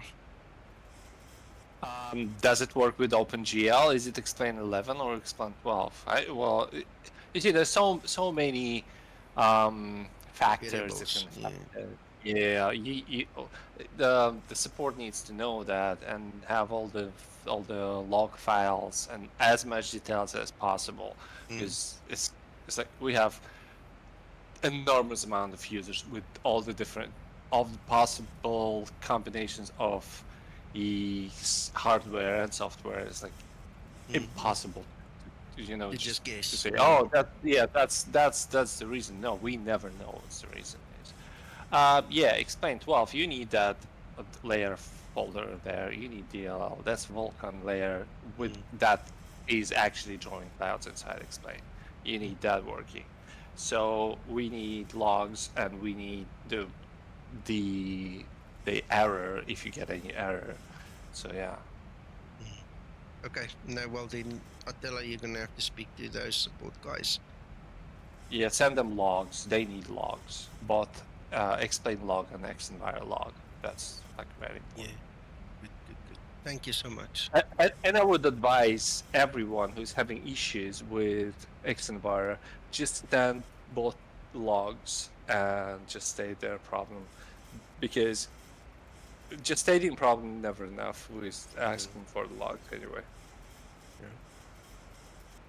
Yeah, we gathered that, Attila. So just follow Andrey's lead there. Send the guys your two logs, the xEnviro log and explain log, and then I'll sort you out.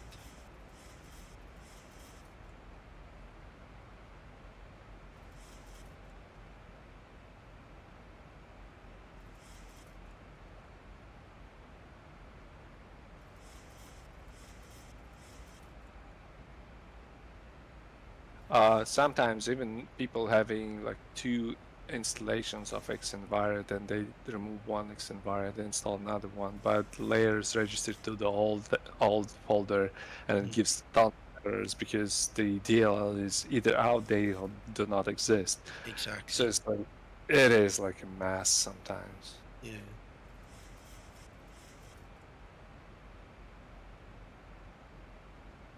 Yeah, the support is kind of a bit slow because it's a season holiday, and everyone is having their own family time, so it's probably checking just once a day.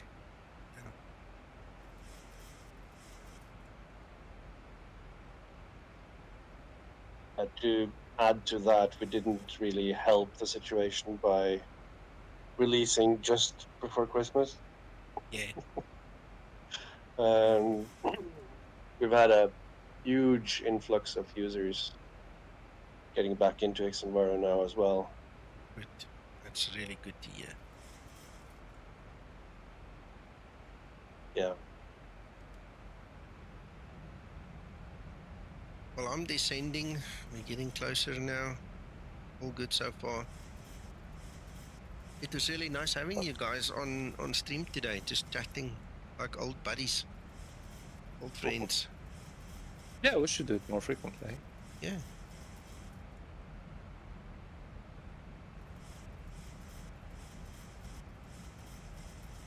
I mean, we know each other for like years now. Yeah.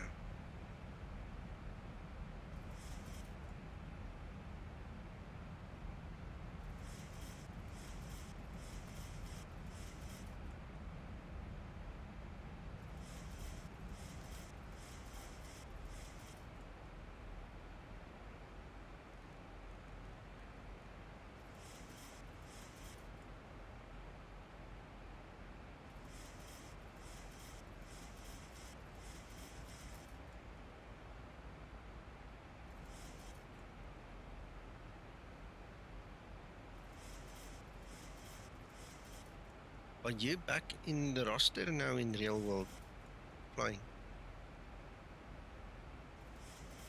Oh, me? Yes. No. Not I'm yet. still doing my own stuff, trying to to sort out things in life. So I don't think that people know your background. I don't want to say too much, personal stuff, but I think this one fact may be, an eye-opening thing to them to know that you are a real Boeing pilot as well. Yeah, that's. I mean, I prefer to say I'm a bus driver. A bus driver, okay. Yeah, it's gonna Yeah. feel this way. So I am in the new airplane version should be release v4.03.08. Show me. Airside services. Just start up the airplane. Because that version doesn't sound right either. That was the version that I just downloaded from the link you sent me. Yeah, well, let's see, because did you put the fix in? It could be that you're just on the bare bones. You should actually put the fix in as well. Hello, Joe, welcome.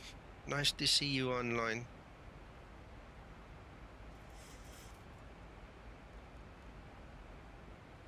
Oh, we've recognized Nico for a long time. We've done so much behind the scenes that the guys, never saw, never know. It's like me and Zibo too. For so long we've been working together. Yeah, but we've been working together like on off for Yeah. at least 7 years. Yes. And but what we do, nobody knows, I guess. Yeah. Yeah, we don't talk about behind the scenes stuff. Don't go to No. payload, Samuel. Go to airside services. Yeah, but I can't click it. It doesn't do anything, and I don't Okay, have click at the top. Click at the top right hand, that exclamation. I want to see that version. No, that's wrong. That is completely wrong. No, that's completely wrong. I don't understand how you get that. That's wrong. Let me go check that link I sent you.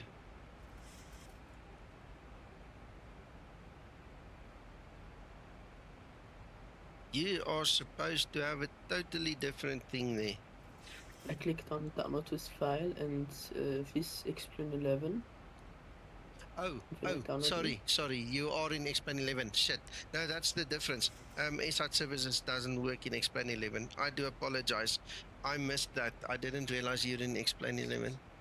I'm sorry. Yeah, no problem. Sorry. But at least the rest should work.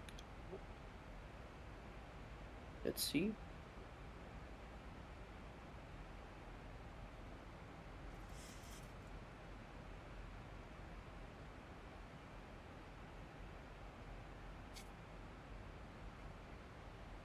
Anyway, one thing I want to know if it works, if it actually saves the things I tell it to do, like in the settings and features thing. I don't want it to be in pounds. I want it to be in kilograms and in hectopascals. Yeah, it should save it. All those things should work. Yeah, restart the experience to that. Just click save first. Did you click save? You didn't click save. You have to go to the home page. Home page. Yeah. There's save at the bottom right. That's team. Oh no. Go on up there. Save and load. Save and load. You go back. Just click on save and load. Top left. Hey, you have to save it. If you don't click that button, it will never save anything you change. Yeah. Well, I have got to go. Bye-bye. Okay. Just as a matter of interest, me and Joe know each other probably from 2018 as well, eh? Just as a matter of interest. We also go back way.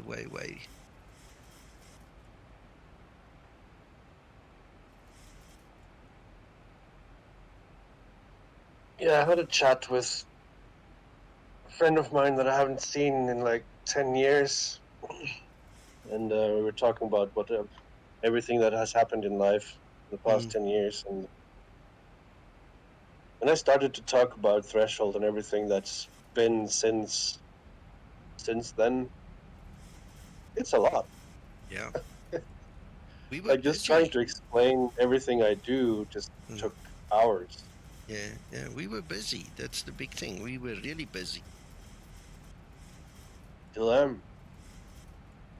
Oh, absolutely, Joe. Same here.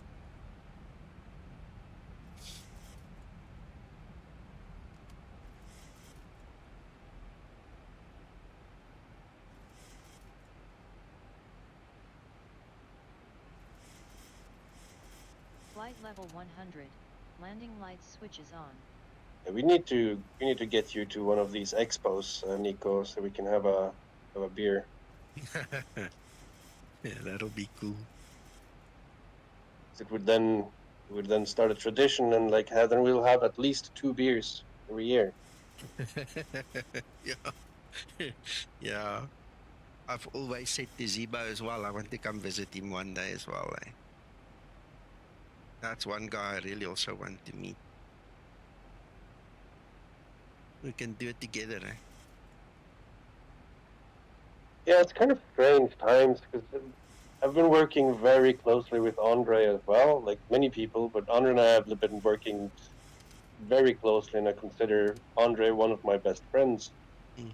And we've never met in real life. Okay. Which is kind of strange. This is the world we live in. This is the world we live in. We have the closest people to us at the farthest distance possible. Absolutely. Yeah. I have the same thing. It was probably a year or two ago. I can't remember. It's on my Facebook where I made a comment exactly about this. And I said, I think it was Merry Christmas to all my Facebook friends. And I was talking about, exactly the same thing. We are such good friends over many years, but we've never met. The only person I've met from the whole community physically met is Uncle John. Oh, yeah.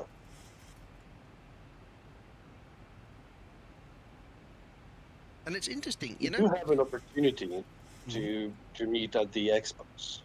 Yeah.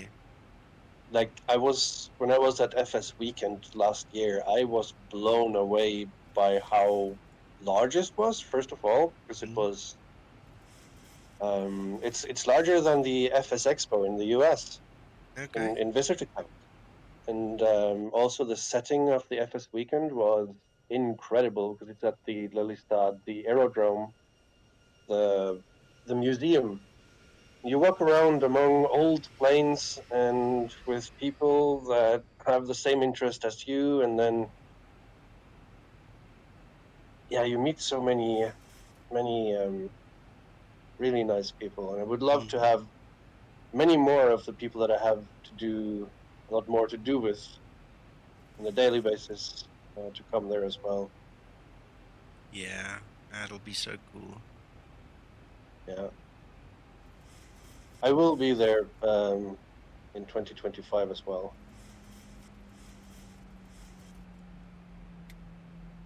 Yeah, it's amazing, Joe. I was saying to somebody else the other day, on the other side of the world, can you imagine the technology and the ability that we have to talk in real time with everybody from anywhere? It's mind-blowing. My grandfather on my mother's side. Yeah. Not only that, I can see what you're doing on your screen. Yes, that too. Right. But my grandfather was born in 1902. And when he was in the 3rd grade, I don't know what, each country's got its own way of explaining what that is. But the 3rd year that he went to school, he was like, 8, 9 years old. He wrote an essay. And he said that one day they're going to make an aircraft that can fly 100 miles per hour. And the teacher actually caned him, gave him a hiding, said he mustn't talk nonsense. In school, it's serious business. And he used to tell that story, and we used to laugh about it. Because, from an early age on, I wanted to be a pilot, and he used to talk about it and all. And it just shows you, where things have come from. Imagine that teacher now seeing rockets and spaceships and oh my goodness. Yeah. Yeah, reusable. Joe, go to Mars and back. Yeah. AI, you know, all the AI stuff. Yeah, is What anyone in keep it- chat going to the FS Expo this year?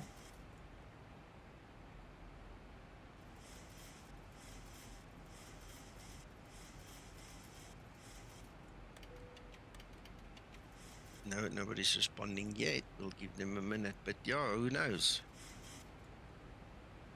Look at this. Look at this AutoOrtho down there. It's just amazing.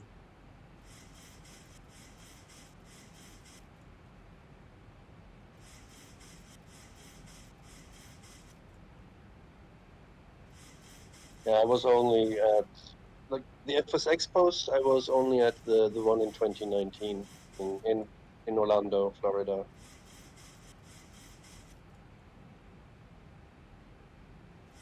Yeah, Joe's from Then- Florida, so he can probably get there easier than us. Well, the next one is in Providence, New York. Okay. Ah, you were at the 2019 as well. Yeah, it was a good expo. Right, I better get ready for this landing. Hope I can still remember how to do this. So we've got auto brake, speed brake, cabin is secure. Linda's got the lights. We're busy with the flaps. We'll look at the gear later. I'm getting there.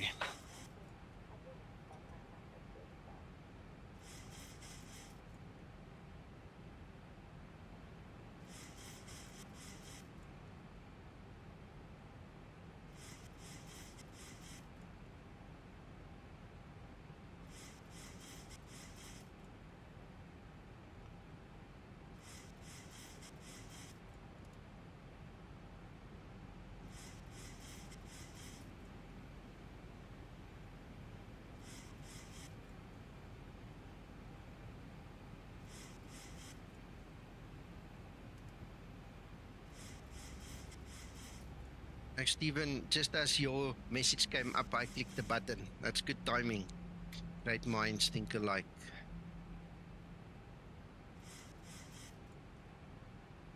Oh, you met me? Yeah. Yeah. That's awesome. Can you believe that? Yeah, that's kind of awesome. Yeah. My problem at these kind of events is that everybody recognizes me, and I have a hard time recognizing anyone else. Yeah. But that will probably be my biggest problem going forward when I'm going to attend every event, because my plan is to attend every event of FS Expo and FS Weekend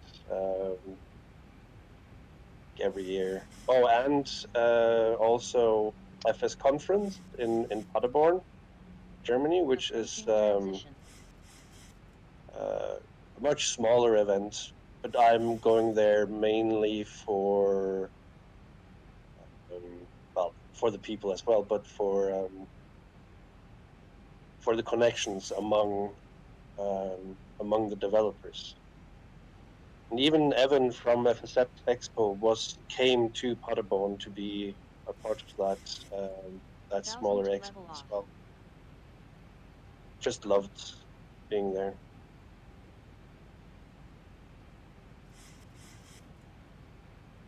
And that was also the first expo where I actually had merchandise on, which actually said Threshold on my back. And it's kind of humbling and very.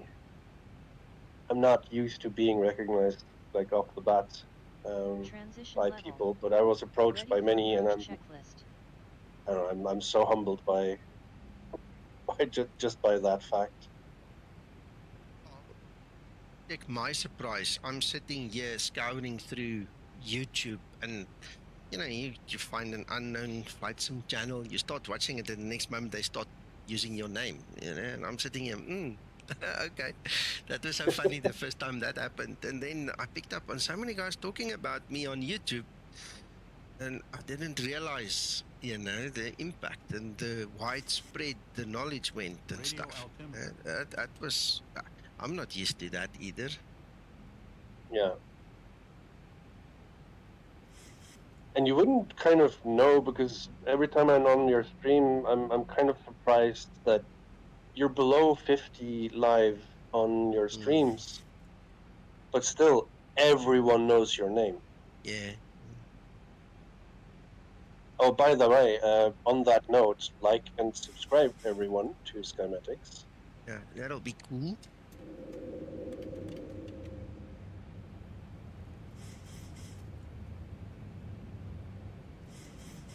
Well, you have like 5,000 subscribers. That's like half of the explained population. Yeah. Ready for landing No, we've got a checklist. little bit more than that. Cabin crew, take your seats, prepare for landing.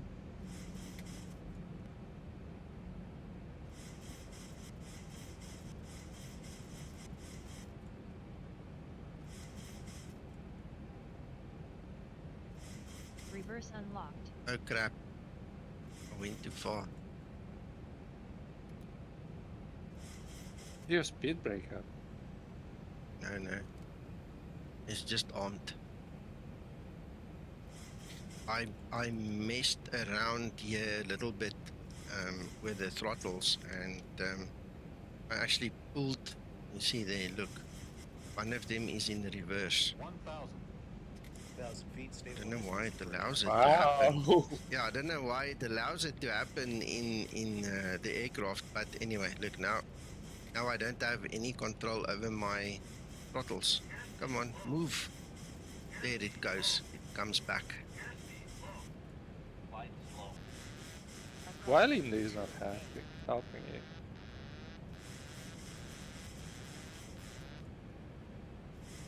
All right.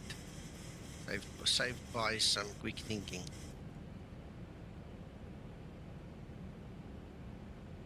That was stupid. 500. Clear to land runway 28. 500. Approaching runways. 400.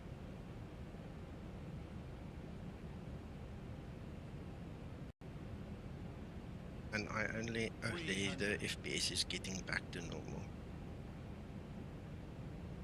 200. Approaching decision height. Oh, my FPS is like 15. You can probably see it, look.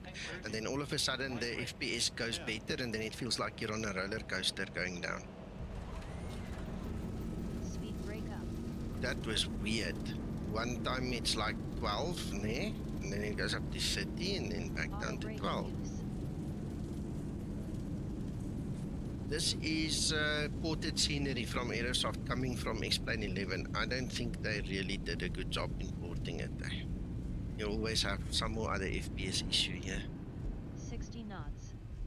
But anyway, it still looks nice. Great landing. You are professional. Oh, mine doesn't usually do it. This is one of those places where it actually does it. So I think it's specifically an issue with the scenery. On my system at least, because I don't have it anywhere else. It's just here. You can see it's like it builds up a buffer and then it releases, and then as it builds the buffer, the FPS drops, and then it releases. Then it's like you being shot out of a slingshot. You know, it's all of a sudden so fast, and everything just happens after landing procedure. After landing procedure. Right. That's it. I want to see some snow. Yeah. Well, the last time we tried to get to a snowy place, my X-plane refused. It just point blank refused. It did not want to load after the initial flight. So if you can find It a place... didn't even want to restart. Yeah, it just never did. It just went to loading, and never restarted. So if you can find a place with snow, I'll spawn there, or I'll try spawn there, but you need to find me one. Andrey might have that more conveniently available than me right now. Flaps up and set. Oh, we can try. Yeah, let me quickly look it up.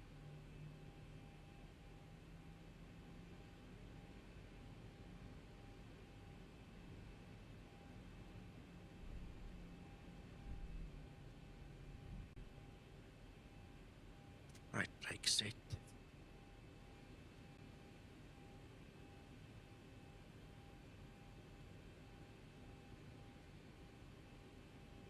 Alright.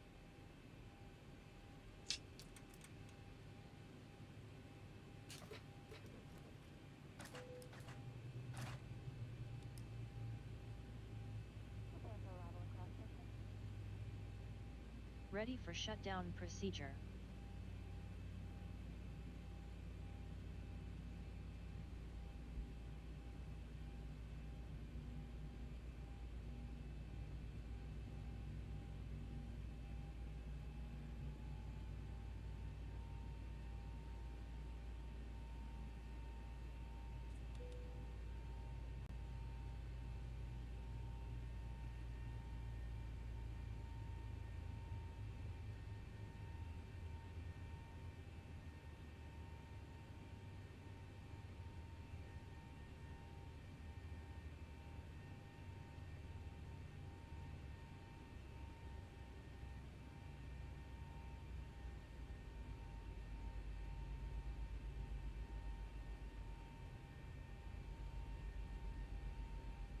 Is Tromso's IKO?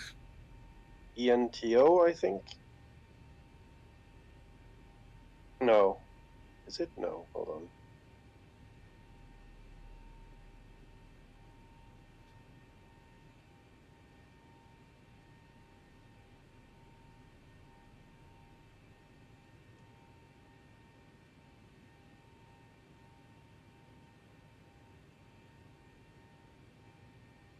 ENTC.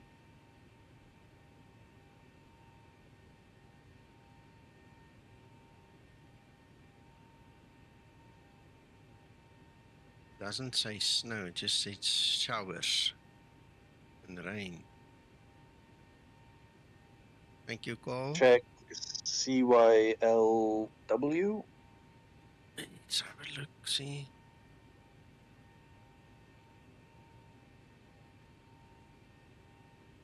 I don't have snow in the meter.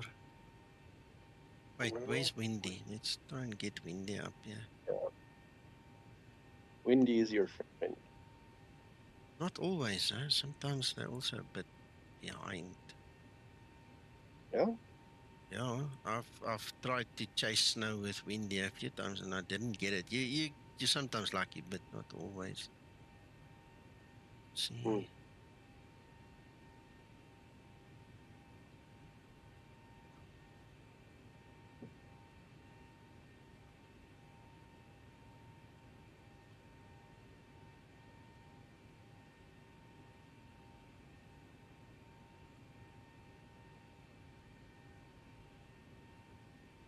There. CYWG is the first one with slight glimmer of hope.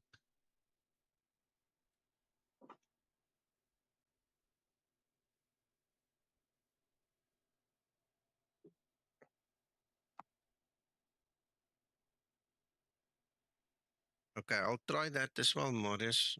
We'll see. On our way to Canada. Let's see if it starts this time.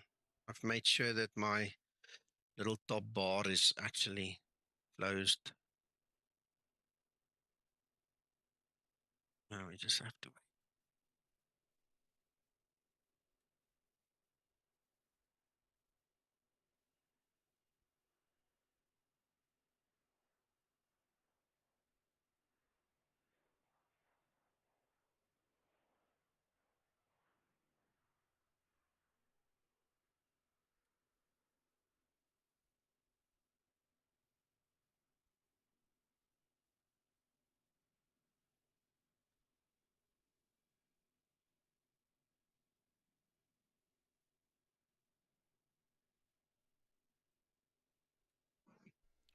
You having trouble again? Yeah, well, the previous time we tried to jump to a new location.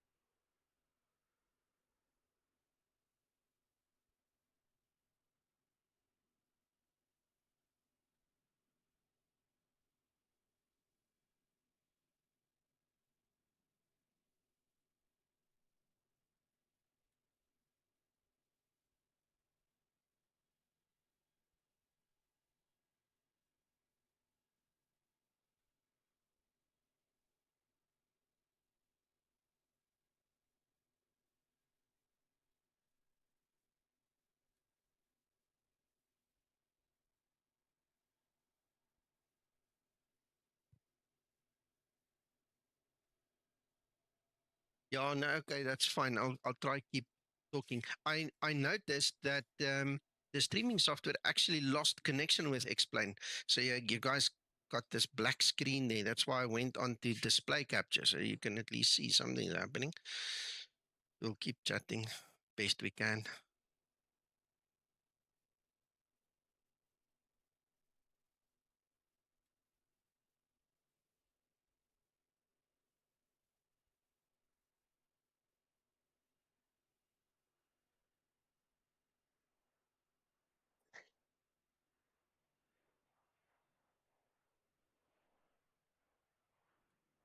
Yeah. Oh well. We'll give it a minute. If it works, it works. If it doesn't, it doesn't. It just means that I'll have to reboot the whole PC. But the moment I do that, I lose the stream. And I have to schedule a new stream, start over, and then it's a pain in the butt. Yeah, no, we'll do it next time then. Yeah. Or I'll do it offline and just make a video and play the video online again. Something like that. Yeah, that's an idea. Mm.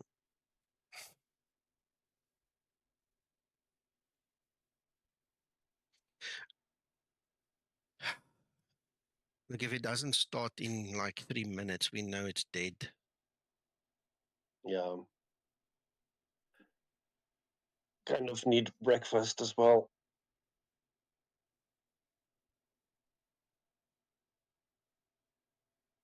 My Explain seems dead.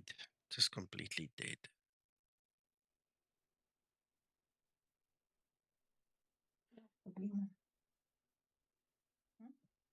Oh, absolutely. This new particle snow that Andrey built into xEnviro, I mean, I saw the video. It is brilliant. Really, really nice. But I haven't seen it myself yet in my system. Attila, that's what we're trying to do, but my Explain for the second time now, trying it live on air, it does not want to spawn at a new location once I've landed and done the shutdown. I don't know. We must just be patient or call it a day. In one of the next updates, we will have custom rain as well. Ooh. New rain. Oh, that sounds amazing.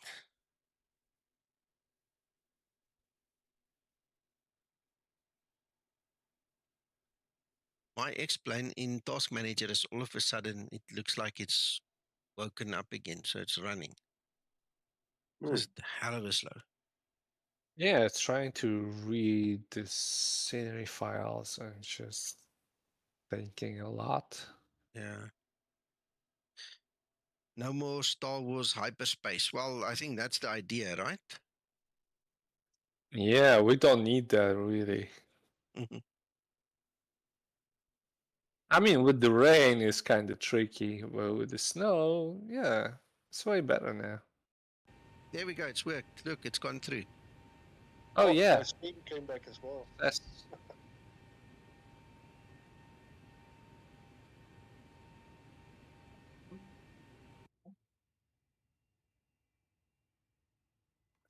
Yeah, I guess in real life, you can hardly see rain when you fly. Snow is kind of visible, but it's like really, really, really tiny. Because everything should update now, and then we should have something happen.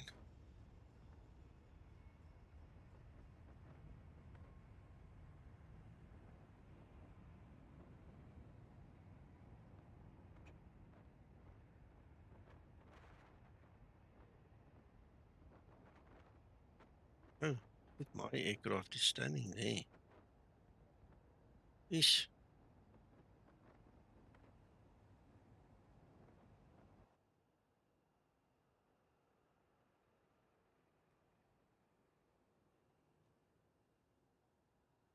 Don't see any falling snow. No, it's not updated properly yet. I think it needs to settle for about a minute or so before it starts doing all kinds of other things. It's supposed to be start like right out the bat.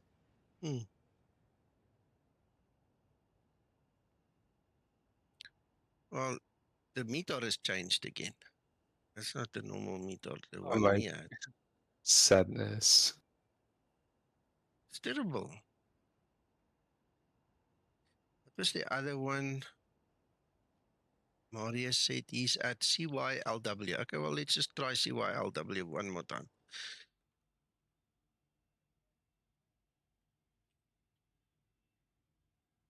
Kelowna. A better spot on the runway. That's fine, Jeff. I'm gonna give it one more try. If this doesn't work, we're all gonna go and just rest on this beautiful Boxing Day.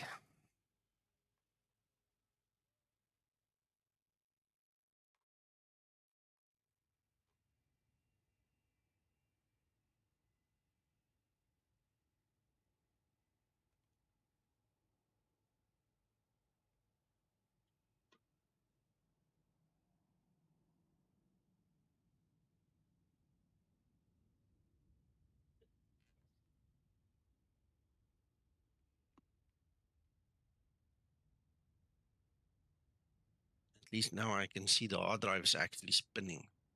LEDs almost constantly on.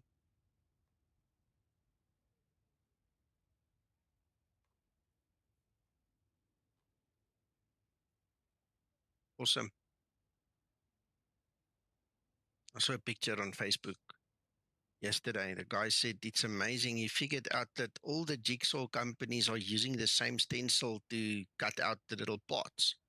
And he actually had a jigsaw puzzle there of probably 4 or 5 different jigsaws. He just matched the actual puzzle pieces, but now he's got this hell of a mix of a picture.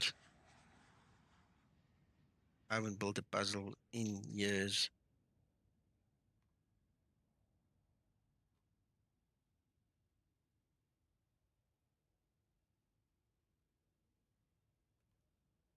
Uh-huh.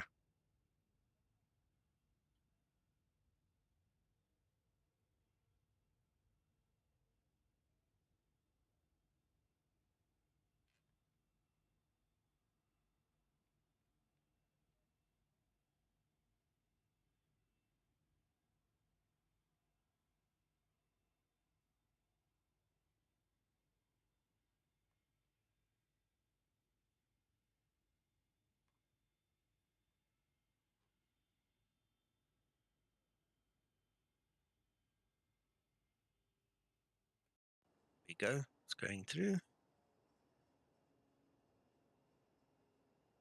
Rejoice.